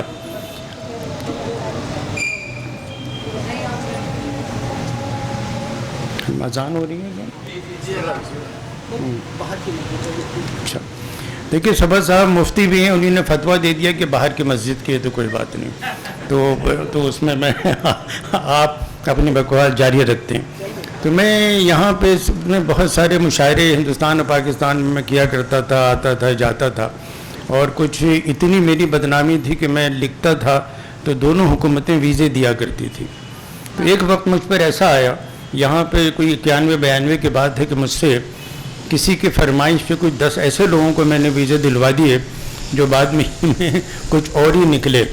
تو اس کے بعد سے میں نے تمام چیزوں کو چھوڑا، اور پھر مجھے خود ایک 93 ستمبر میں ایک بہت ہارٹ اٹیک ایسا محسوس ہوا، میں اٹھ کے گیا. تو اس کے بعد سے میں نے توبہ کر لی اور اس کے بعد میں گوشہ گیر ہو گیا. لیکن چونکہ یہ پرانی علتیں چھوٹتی نہیں ہیں اور جو پرانی بدنامیاں جو ہیں وہ زندگی بھر پیچھا کرتی ہیں، تو اب بھی یہ ہوتا ہے کہ جو شاعر حضرات یا لوگ ہیں وہ پتہ نہیں مجھے کیا سمجھتے ہیں. اس کے بعد پھر میں نے چولا بدلا اور میں نے داڑھی رکھ لی. اس کے بعد پھر میں نے سفید کپڑے پہننے شروع کر دیے اور ہاتھ میں تسبیح لٹکا لی. لوگ سمجھنے لگے کہ میں کوئی عالم فاضل ہوں. اور جب پھر ہوا یہ کہ میں جاتا تھا تو قسم کے محکمے سے میرا تعلق، پہلی بات تو میں صرف یہ کہوں کہ ابھی میرے بھائی انیق احمد نے ایک بہت اچھی بات کہی تھی حضرت علی کے قول سے متعلق. اس میں ایک حضرت علی علیہ السلام کا ایک قول یہ بھی ہے کہ گفتگو کرو تاکہ پہچانے جاؤ. اچھا، اب میں نے سوچا کہ صبا صاحب نے سوچا کہ میری سفید پوشی کا بڑا بھرم ہے تو اس کو کیسے تار کیا جائے. تو انہوں نے مجھے یکدم بلا لیا تاکہ میں گفتگو کروں، جو آپ لوگوں میں میری تھوڑی بہت عزت ہے وہ بھی برابر ہو جائے. مگر انیق صاحب نے ایک بات انہوں نے یہ فرمائی کہ صبا صاحب نے حضرت علی نے یہ کہا ہے گفتگو کرو، اس کے ساتھ تجارت کر کے دیکھو، اس کے ساتھ یہ کر کے دیکھو، وہ کر کے دیکھو. اور اس کے بعد انہوں نے کہا کہ صاحب مجھے یہ سمجھ میں نہیں آیا کہ وہ اتنے گھٹیا پیشے میں کیوں آ گئے چھوڑ کے. تو اس وقت انیق احمد چلے گئے ورنہ میں انیس احمد سے کہتا کہ ایک زمانے میں وہ CSS کی تیاری کر رہے تھے لیکن وہ کر نہیں پائے تھے انیس احمد سے CSS. دوسری بات یہ ہوتی کہ پیشہ کوئی گھٹیا نہیں ہوتا. آج کل ہم اخبارات میں بہت ساری چیزیں دیکھتے ہیں, اساتذہ کے متعلق دیکھتے ہیں, علماء کے متعلق دیکھتے ہیں, مولاناؤں کے لیے ہم دیکھتے ہیں. کہیں بھی کوئی آدمی خراب کرنے کے لیے گندی بھیڑ یا گندی مچھلی کہیں پہ بھی ہو سکتی ہے. پیشہ کوئی برا نہیں ہے. غالب نے کہا تھا نا کہ پیشے میں عیب نہیں, کیا ہے, رکھو نہ فرات کو نام وغیرہ وغیرہ, یہ چیزیں ہوتی. صبا صاحب سے میری ملاقات یوں ہوئی 2004 میں. اچھا, جب میں یہ مشاعرہ چھوڑ چکا تو صبا صاحب مشاعرہ کمیٹی کے اندر آئے اور اس کے بعد جو ڈنر وغیرہ کرتے تھے, جو تمام چیزیں تھیں, اتفاق سے میں ان میں کسی میں شامل نہیں ہو پایا.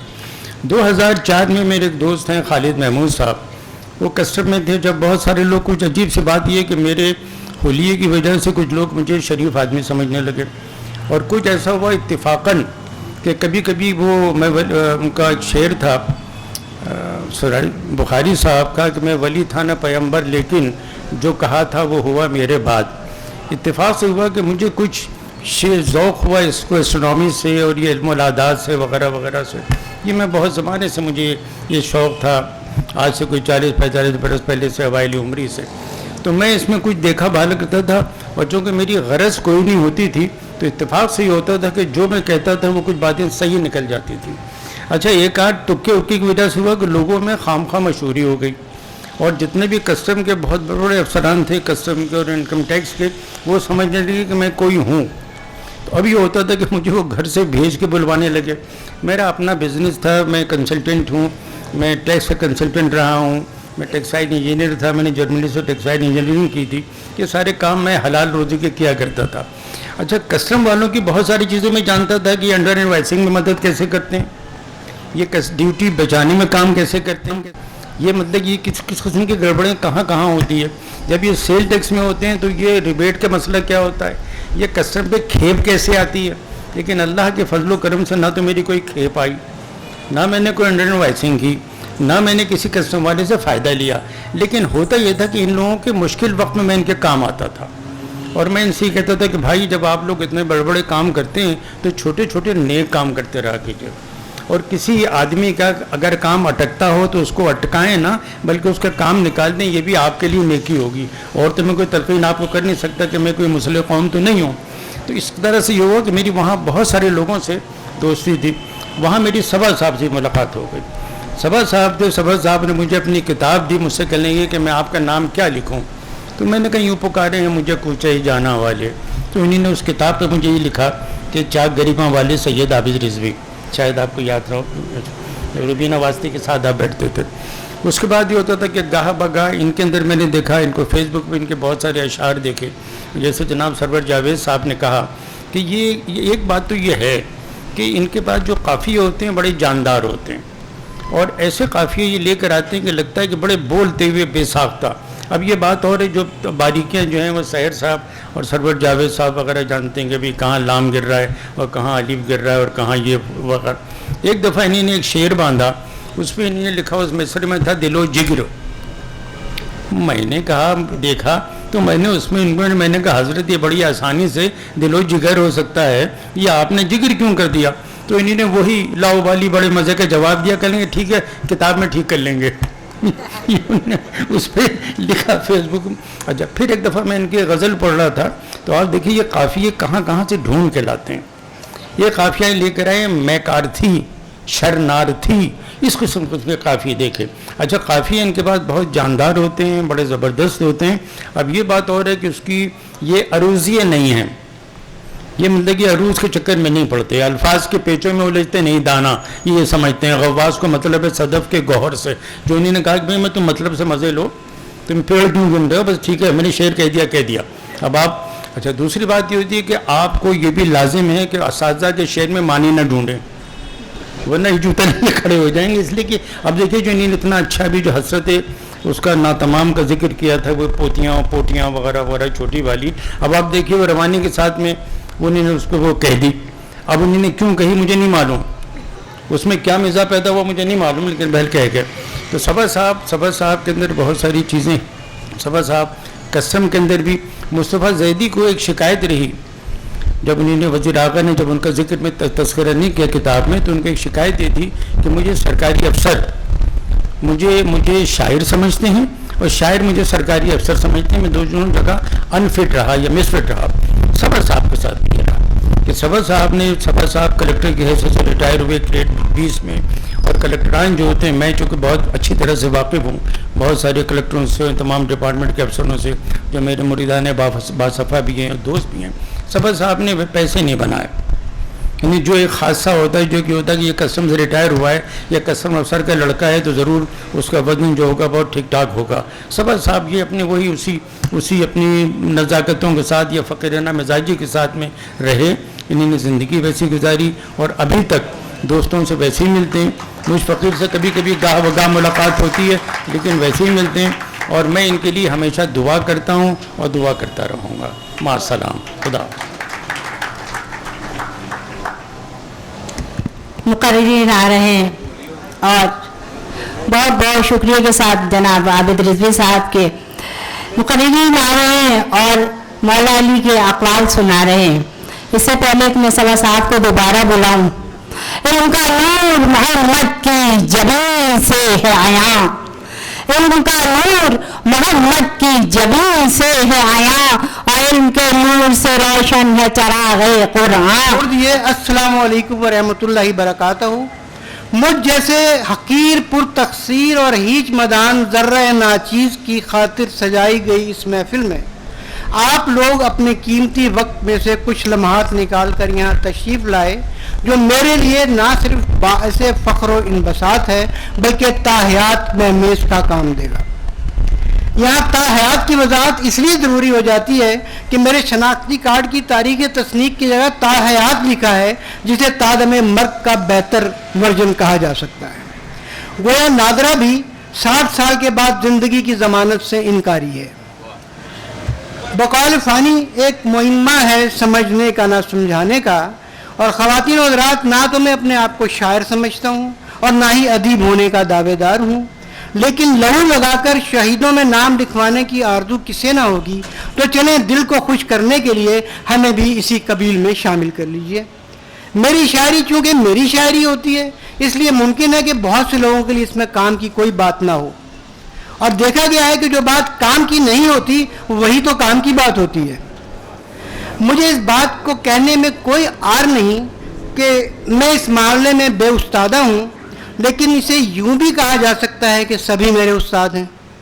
اس کا مطلب ہرگز یہ نہیں لینا چاہیے کہ میں کسی بھی شاعر یا ادیب کی اہمیت سے انکاری ہوں، بلکہ یوں سمجھ لیں میری آنکھوں سے پردے کئی ہٹ گئے، میری آنکھوں سے پردے کئی ہٹ گئے، مجھے آیا اسے دیکھ کر دیکھنا. مجھے اپنی شاعری کی خوبیاں اور خامیاں معلوم ہیں، اور خاص طور پر وہ دوست جو میری شاعری میں الفاظ کا وزن تلاش کرتے ہیں وہ شاید ویژن کو زیادہ اہمیت نہیں دیتے. میرے خیال میں اگر آپ کے معافی و ضمیر کے آڑے یہ چیز آئے تو رتی ماشے کی ڈنڈی مارنے میں کوئی حرج نہیں. فقط ہے بات کہنے کا سلیقہ کہ ہم کیا ہیں، ہماری شاعری کیا. اس کا مطلب یہ بھی نہیں کہ مجھے من و ان قبول کر لیا جائے. بات صرف اتنی سی ہے کہ مجھے آپ کا شکریہ ادا کرنے کے لیے کوئی الفاظ نہیں مل رہے تھے، کیونکہ آپ لوگوں نے مجھے جو اہمیت دی اس کا میں شاید حقدار بھی نہیں ہوں. مجھ سے بھی ہوں گے اچھے، میری مثال کیا ہے، جو شاعری ہے میری اس میں کمال کیا ہے. تو میری بری بھلی شاعری کا آغاز ہائی اسکول سے ہو چکا تھا. باقی چیزیں بتا دی گئی ہیں، تنظیم کے بارے میں بھی، اور سب کچھ کے بعد چونکہ وقت گزر چکا بہت زیادہ، صرف ایک غزل آپ کو سناؤں گا تاکہ اس کو بھی آپ پرکھ لیں. ذرا سی دیر میں یہ آپ کو کیا ہو گیا صاحب، ذرا سی دیر میں یہ آپ کو کیا ہو گیا صاحب، ابھی چھوڑا تھا ہم نے آپ کو اچھا بھلا صاحب. ہمیں معلوم تھا یہ عاشقی بدنام کر دے گی، ہمیں معلوم تھا یہ عاشقی بدنام کر دے گی، کہا تھا ہم نے جو پہلے وہی نہ ہو گیا صاحب. کوئی تو بات ایسی آپ میں بھی ہے انوکھی سی، کوئی تو بات ایسی آپ میں بھی ہے انوکھی سی کہ ہم نے آپ کو ہی سینکڑوں میں جا چنا صاحب. اور محبت میں ضروری تو نہیں کہ کامیابی ہو، محبت میں ضروری تو نہیں کہ کامیابی ہو، ابھی سے سوچ لیں آگے جو ہو اچھا برا صاحب.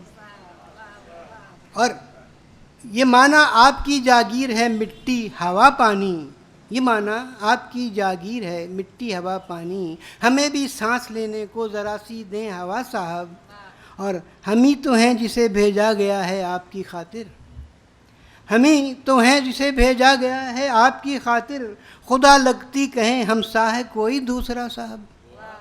اور مکتا ہے سنا ہے دل دھڑکتے ہیں، سنا ہے دل دھڑکتے ہیں یہی ایک نام جب جب کر، سنا ہے دل دھڑکتے ہیں یہی ایک نام جب جب کر، صبا صاحب صبا صاحب صبا صاحب صبا.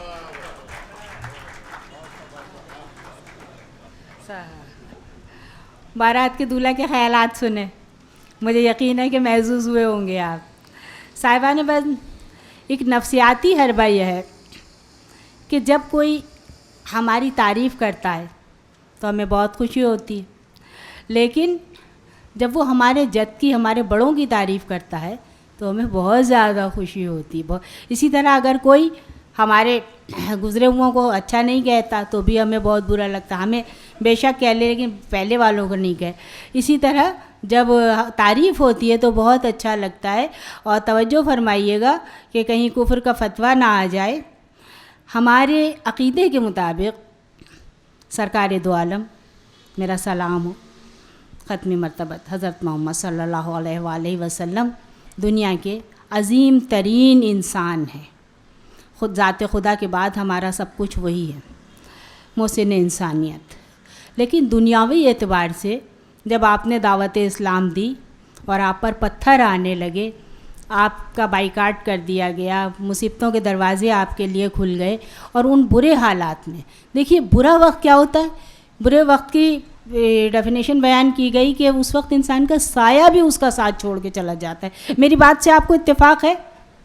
سایہ بھی ساتھ چھوڑ جاتا ہے. لیکن اہل مدینہ پر ہمارا سلام ہو کہ اس وقت اہل مدینہ نے آپ سرکار کو نہ صرف دعوت بھیجی، مدینے بلایا، بلکہ اپنا رہنما تسلیم کر لیا، سب کچھ تسلیم کر لیا. اور جب آپ مدینہ تشریف لاتے ہیں تو جناب ہزاروں لوگ چلے آ رہے ہیں آپ کو مہمان بنانے کے لیے، اور آپ فرماتے ہیں کہ جس کے دروازے پر میری اونٹنی رک جائے گی میں اس کے گھر قیام کروں گا. اور وہ ہیں جناب حضرت ایوب انصاری. بہت سے انصاری جن سے ہماری جان پہچان ہے، ہماری بات چیت ہے. تو جب یہ 4 مصرے جو آپ کے ہدیہ سماعت کر رہی ہوں کہ یہ تعریف اچھی بات کہنا یہ ہمارے اسلام میں بہت اچھی نگاہ سے دیکھا جاتا ہے. آپ کے جد اعلیٰ نے مہمان کیا تھا محمد کو، اور آپ کے جد اعلیٰ نے ایک مان دیا تھا محمد کو. اور صحرائے عرب کا ہر ذرہ جب آپ کی جان کا دشمن تھا، صحرائے عرب کا ہر ذرہ جب آپ کی جان کا دشمن تھا، آپ کے جد اعلیٰ نے سلطان کیا تھا محمد کو. تمام حاضرین پرجوش انداز میں استقبال فرمائیے محترم ڈاکٹر پروفیسر سحر انصاری صاحب.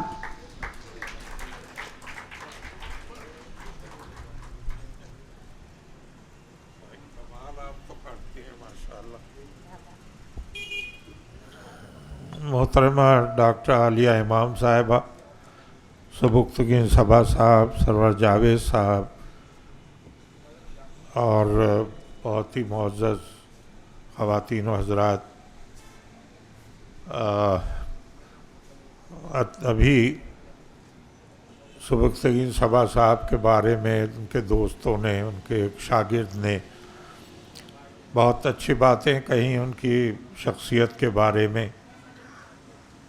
مجھے بھی بہت دیرینہ تعلق ہے صبا صاحب سے، اور یہ میں نے دیکھا کہ ایک روش کے ساتھ ایک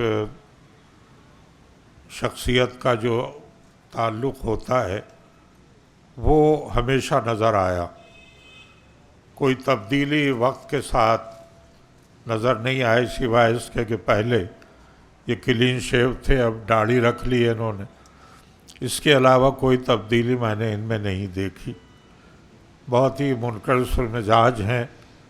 کبھی ان کو اپنے عہدے کا، اپنے تعلیم کا، اپنے کسی اور پس منظر کا کوئی فخر یا کوئی غرور نہیں رہا، اور سب سے بہت انکسار سے ملتے ہیں. ابھی آپ نے ان کے بارے میں یہ سنا کہ کس طرح ادیبوں کی، شاعروں کی انہوں نے اعانت کی ہے، کتابیں چھپوائی ہیں، اور اس کے علاوہ جو ڈائلاگ کے نام سے ان کی تنظیم ہے ادبی، اس کے بہت ہی اچھے ایسے یادگار اجتماعات ہوئے ہیں کہ جو ان کے اہتمام یہ بھی ہوتا تھا کہ یہ ہر تقریب کی ایک ویڈیو بھی بنا لیتے تھے. تو میرا خیال ہے کہ خاصی تعداد میں وہ ویڈیوز بھی ہوں گی، اور بڑی اچھی محفلیں ہوتی تھیں. اور جیسا انہوں نے خود بتایا کہ ہماری بھابھی بہت ہی پرتکلف دعوتیں وہ کرتی تھیں، کھانا بڑا اچھا پکایا جاتا تھا. اور بعض دفعے یہ بھی دیکھا ہے میں نے کہ جب یہ صبا صاحب کتابوں کی تلاش میں نکلتے تھے ریگل پر یا بیت المکرم کے سامنے، تو بھابھی بھی ساتھ ہوتی تھیں. تو اس سے اندازہ ہوتا ہے کہ وہ جو انہوں نے ایک کیریکیچر بنایا ہے اور ایک کسی شاعر کی بیوی کا کوئی اپنا حساب دیکھا ہوگا تو اس کو ان پر تھوپ دیا، لیکن وہ ہے نہیں ایسی. اور مجھے اس موقع پر یاد آتا ہے کہ وہ باقر مہدی نے اپنے کچھ مکالمہ لکھا تھا شاعر کا اور بیوی کا. تو اس نے کہا کہ میں تنگ آئی تیری بد عہدیوں سے، یہ آئے دن کی باقر مہدیوں سے. تو اب یہ ہے کہ اس طرح کا تو نہیں ہے، ہمارے بڑے ذمہ دار ہیں صبا صاحب، اور بہت ہی ان کے اندر ایک کچھ کرنے کی لگن پائی جاتی ہے. مزاح بطور خاص ان کی طبیعت میں ہے، اور ایک زمانہ تھا جب یہ مزاح کے موضوع پر پی ایچ ڈی کرنا چاہتے تھے، اور خاصا کام بھی کیا انہوں نے، کچھ مٹیریل بھی جمع کیا. لیکن یہی ہوتا ہے کہ ہر وقت یکساں نہیں ہوتی ہے. یکساں کبھی کسی کی نہ گزری زمانے میں یادش بخیر بیٹھے تھے کل آشیانے میں. تو یہ کچھ وقت بھی گزرا ایسا کہ جو یقیناً ان کے لیے پریشانیوں کا تھا، لیکن انہوں نے کوئی اپنی روش نہیں بدلی، اسی طرح ہنستے رہے، جو مقابلہ کرتے رہے. اور اب ظاہر ہے کہ بہترین جس کو حیدرآباد دکن میں کہا جاتا تھا کہ حسن خدمت پر سبکدوش ہوئے، تو یہ ان کے حصے میں آئی بات. اور اب بڑی خوشی ہوئی کہ انہوں نے اتنے شعراء کی پذیرائی کی، تو یہ بھی حق تھا اس شہر کا کہ صبا صاحب کو بلایا جاتا اور ان کے لیے ایسی تقریب کی جاتی. اور بڑے اچھے احباب یہاں ہیں، اور اس وجہ سے یہ ایک یقیناً یادگار محفل ہے جو عرصے تک یاد رکھی جائے گی. اور میں چاہوں گا کہ ہمارے صبا صاحب اپنی تخلیقات کو مجتمع کریں اور منظر عام پہ لائیں، کیونکہ یہی ایک چیز ہوتی ہے تخلیقی فنکار کی کہ اس کا فن موجود رہے اور لوگ اس سے روشنی حاصل کرتے رہیں. بہت شکریہ.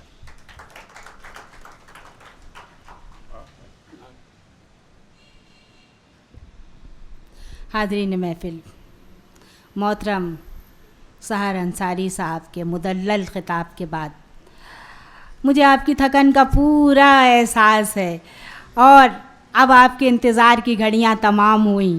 میں جس آخری شخصیت کو دعوت دینے کے لیے جا رہی ہوں، ہمارے لیے باعث صد افتخار ہے ان کا وجود، کہ یہ وہ شخصیت ہے کہ جن کو فیض احمد فیض نے بلبل پاکستان کا خطاب دیا. بھرپور تالیوں سے استقبال کیجیے گا. بلبل پاکستان کا خطاب دیا، جن کو جوش نے تقریر کی شہزادی کہا، جن کو گورنمنٹ آف پاکستان نے پرائڈ آف پرفارمنس دیا، اور جن کے لیے تبسم زہرا رضوی یہ کہتی ہیں کہ ان کو تقریر کی ملکہ جو کہا مان گئے. ان کو تقریر کی ملکہ جو کہا مان گئے، اور ان کو تحریر کی ملکہ جو کہا مان گئے، اور ان کی قسمت کے ستارے کو بھلا کیا کہیے، ان کی قسمت کے ستارے کو بھلا کیا کہیے، ان کو تقدیر کی ملکہ جو کہا مان گئے۔ محترمہ ڈاکٹر عالیہ امام صاحبہ،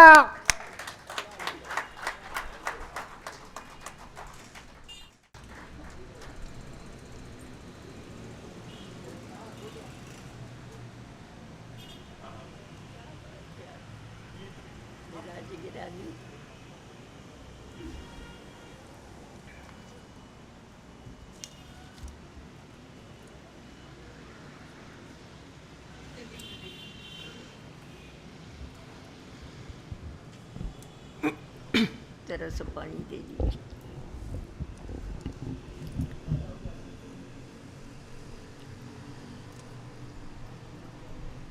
محترم پروفیسر سحر انصاری صاحب، محترم سرور جاوید صاحب، محترم عابد رضوی صاحب،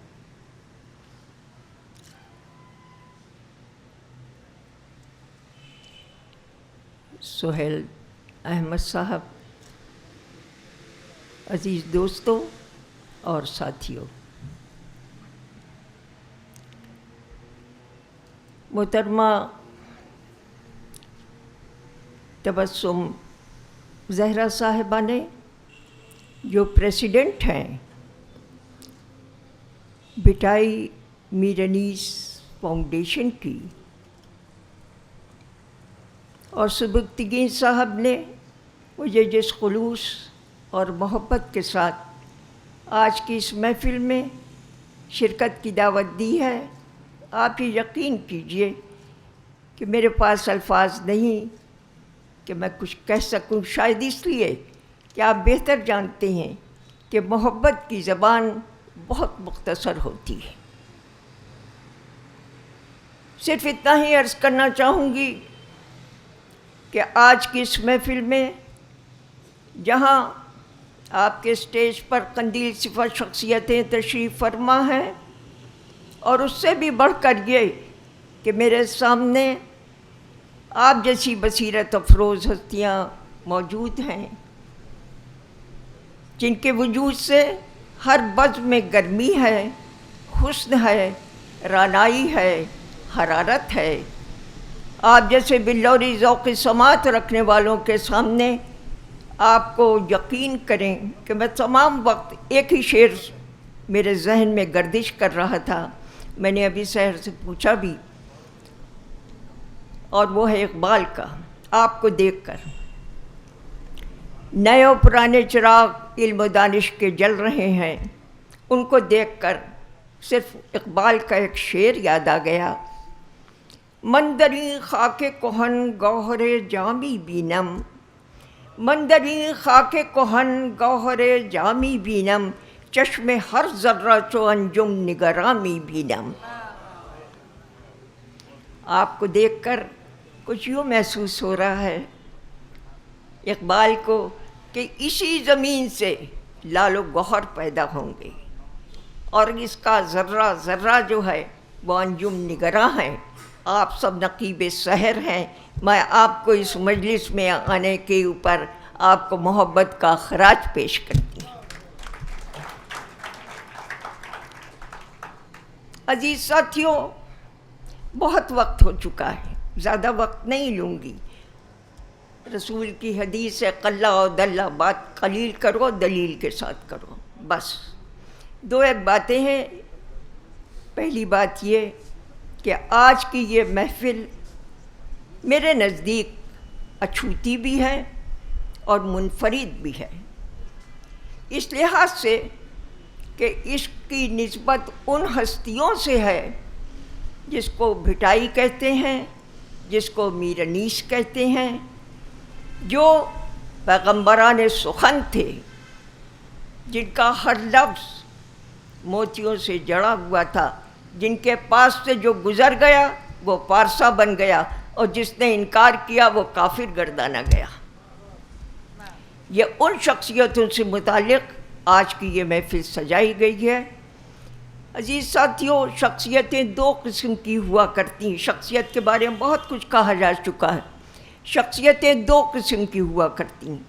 ایک شخصیت وہ ہوتی ہے جس کو ڈھیری کا لپکا ہوتا ہے، جس کی گمراہی کی رسی ڈھیلی ہوتی ہے، جو ہری گھاس چرنے کی ہوس میں انسان کی گھاٹ پر قبضہ جما لیتا ہے، اور جب اس کو ٹوکا جاتا ہے، جب اس کو روکا جاتا ہے تو ٹاپوں سے گرد اڑاتا ہے، اور گرد اس طریقے سے اڑاتا ہے کہ پوری فضا کو مقدر کر دیتا ہے، پانی کو گدلا کر دیتا ہے، پھر دوست اور دشمن کی تمیز کو چھین لیتا ہے، اور پھر ہر شخص کو اس منزل پر کھڑا کر دیتا ہے جہاں وہ کہنے پر مجبور ہوتا ہے کہ کس نے تیر چلایا، یہ تیر کہاں سے آیا، یہ تیر چلانے والا کون تھا، میں کس کے ہاتھ پر اپنا لہو تلاش کروں، کہ منزل پر پوری قوم کو کھڑا کر دیا جاتا ہے۔ ایک شخصیت یہ ہوتی ہے، لیکن دوسری قسم کی شخصیت وہ ہوتی ہے جو اپنے سینے کا گھاؤ چھپا کر زخمی سینوں میں پھول بن کھلاتا ہے۔ دوسری شخصیت وہ ہوتی ہے جو سب سے پہلے اپنی ذات میں اعلیٰ صفات پیدا کرتی ہے، جیسے حق گوئی ہے، راست گوئی ہے، شجاعت ہے، بہادری ہے، تزکیہ نفس ہے، ایثار ہے، قربانی ہے۔ اور دوسری شرط اس کی بڑائی کی یہ ہوتی ہے کہ اس کے سامنے ایک اعلیٰ مقصد، ایک اعلیٰ مسلک، ایک اعلیٰ مطمع نظر، ایک اعلیٰ نظریہ حیات ہوتا ہے۔ اور تیسری شرط یہ ہوتی ہے بڑے پن کی، ایک خوبصورت انسان کی، کہ وہ ان دونوں صفات کے جو پیدا کی گئی ہیں ان کو گرم و سرد سے وہ گزر جائے، لیکن انہی صفات کو لے کر، لیکن اس کا قدم پگھلے نہیں، بلکہ وہ فولاد بن جائے۔ وہ فولاد نہ بن جائے بلکہ سونا بن جائے، صرف سونا نہ بن جائے بلکہ اس سونے کو وہ ریزہ ریزہ کر کے تاریخ میں چھڑک دے، اور اس طریقے سے کہ ہر شخص پھر یہ کہنے پر مجبور ہو جائے کہ سبکتگین صاحب، صبا صاحب، یہ ہماری بھی دولت ہے، یہ ہمارا وہ خزینہ ہے، ہم ان کو محبت کا خراج پیش کرتے ہیں۔ عزیز ساتھیوں،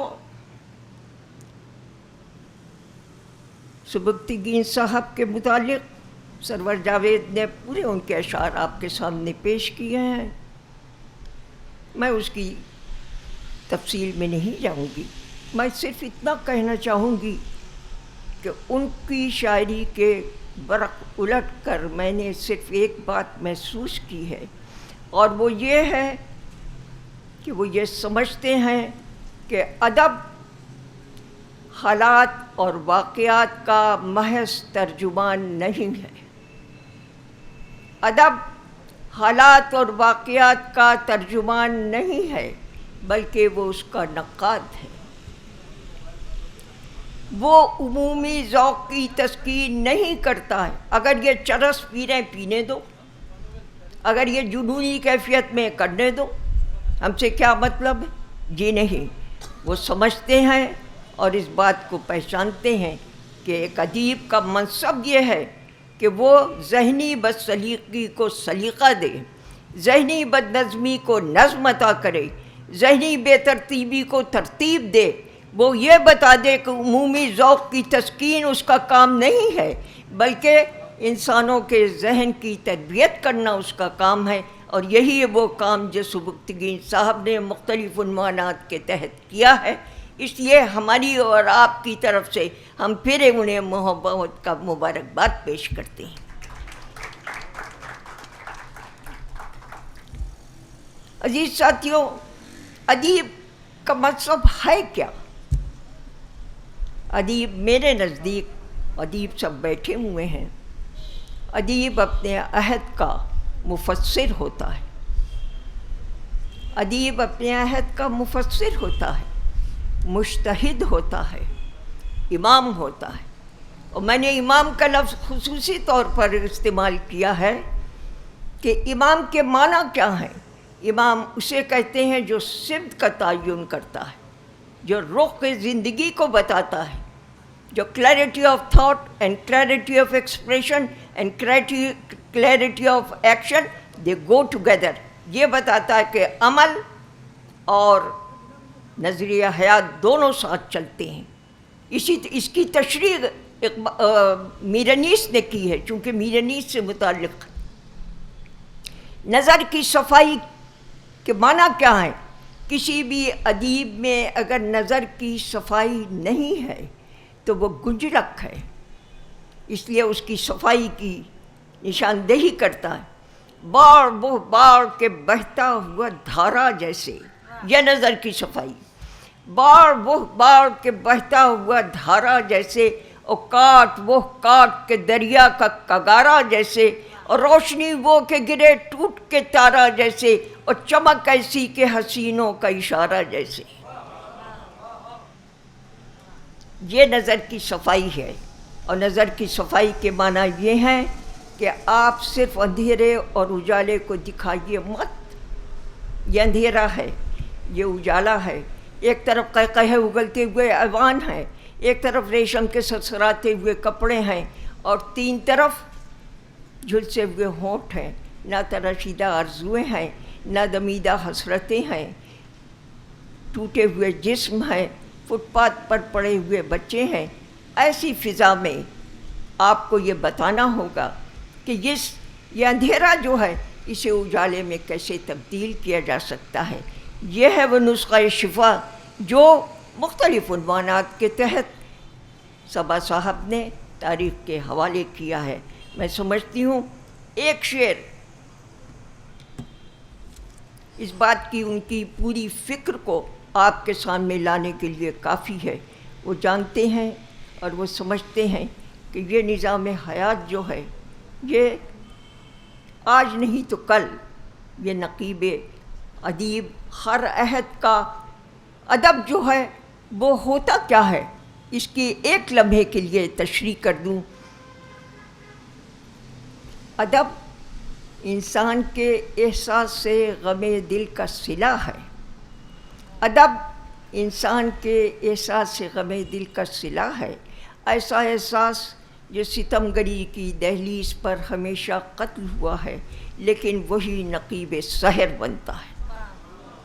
آپ سب نقیب سحر ہیں، آپ نقیب سحر ہیں، اور آپ کا یہ شعر تمہاری بے گناہی کا یقین ہو تو کیسے ہو، تمہاری بے گناہی کا یقین ہو تو بھلا کیسے، تمہاری آستینوں سے ابھی تک خون ٹپکتا ہے، تمہاری آستینوں سے ابھی تک خون ٹپکتا ہے، جو ایوان تم نے بنائے ہیں اس کی نیو میں کسان کی اور مزدور کی اور غریب کی آنکھ سے آنسو ٹپک رہا ہے، جو کروٹیں لے رہا ہے، اور ایسی کروٹ لے رہا ہے جس کی طرف اقبال نے اشارہ کیا تھا۔ بہت خوبصورت اشارہ ہے، تمام جتنے بھی انقلابی شعراء ہیں شاید انہیں بھی اس کو سیکھنا۔ وہ کیا شعر ہے آپ سحر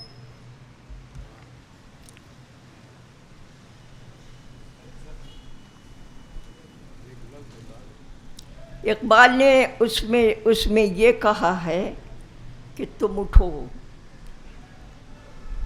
اس کے فارسی میں ہے کہ صدیوں سے چکی کے اوپر کپاٹ گھوم رہا ہے، صدیوں سے چکی کے اوپر کپاٹ گھوم رہا ہے، نیچے دانے پس رہے ہیں، اس لیے ضرورت اس امر کی ہے کہ تم بھی اٹھو، سندھی بھی اٹھے، مہاجر بھی اٹھے، پٹھان بھی اٹھے، شیعہ بھی اٹھے، سنی بھی اٹھے، اور جتنے پسے ہوئے دانے ہیں وہ سب اکٹھا ہو جائیں، اور اکٹھا ہو کر ایک ایسا انقلاب عظیم برپا کریں جہاں کلی کلی مسکرا اٹھے، جہاں غنچے غنچے کی جبیں پر تاج رکھ دیا جائے، यहाँ हर माँ के आंगन में चांदनी छिटक उठे, यहाँ हर बहन का कुचला हुआ गुरूर चमक उठे, यहाँ हर बच्चे को उसके खिलौने मिल जाएं। ये है वो निज़ाम हयात जिसकी की तशरीह मुख्तलिफ़ उन्वानात के तहत सवा साहब ने की है, और यही है जो हमारे और आपके सामने भी एक ही मकसद और एक ही मसलक और एक ही मतमए नज़र और एक ही नज़रिए हयात है कि हम ऐसा निज़ाम हयात कायम करें यहाँ कली कली मुस्कुरा उठे, यहाँ गुंचे गुंचे की जमी पर ताज रख दिया जाए। इन अल्फाज के साथ मैं एक मरतबा सबा साहब को अपनी मोहब्बत का खराज, अपनी अक़ीदत के फूल, अपने महर वफा के गुलदस्ते नज़र करने का एज़ाज़ हासिल करती हूँ। लेकिन जिस वक्त मैं ये अल्फाज इस्तेमाल कर रही हूँ तो पूरे यकीन और वसूख के साथ कहती हूँ कि आपके जज्बात और एहसासात की मैं मुकम्मल तर्जुमानी कर रही हूँ। इन अल्फाज के साथ पूरे मोहब्बत।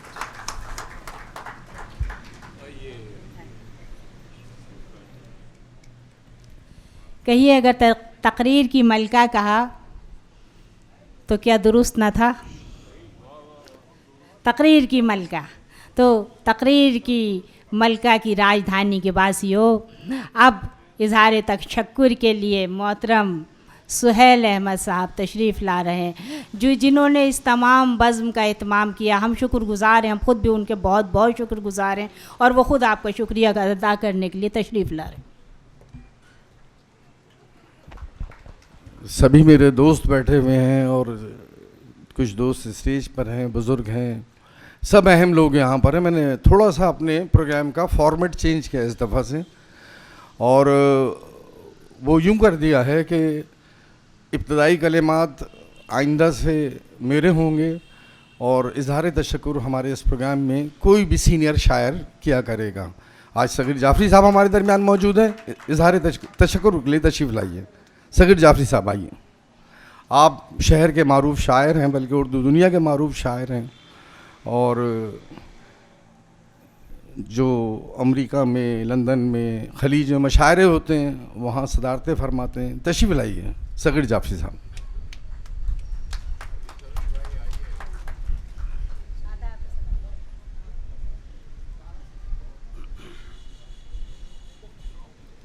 अस्सलाम वालेकुम। आज की ये महफ़िल बहुत अहम है इस लिहाज से भी कि मैं देख रहा हूँ डॉक्टर आलिया इमाम साहिबा, सर अंसारी साहब, सरवर जावेद साहब, सुबकतुन सबा साहब, और आप तमाम ख़वातीन हज़रात, इतना कामयाब बना है इसको।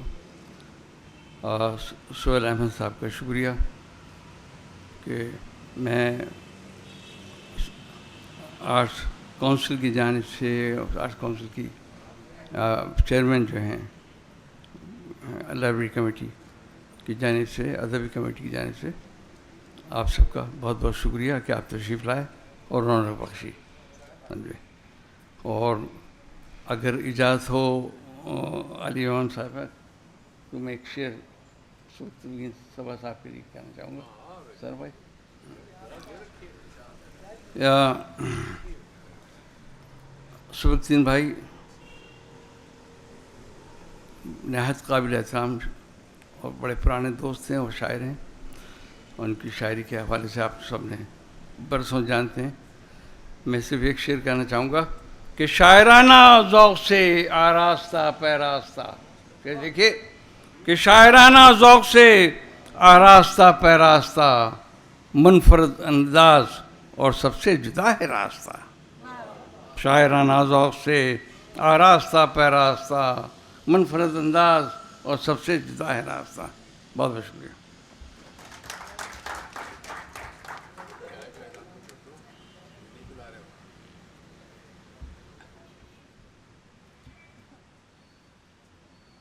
अच्छा, वो नईम और दूसरे फोटोग्राफर से मेरी गुजारिश है कि ग्रुप फ़ोटो के लिए आ जाएं यहाँ पर, और चाय हाजिर है।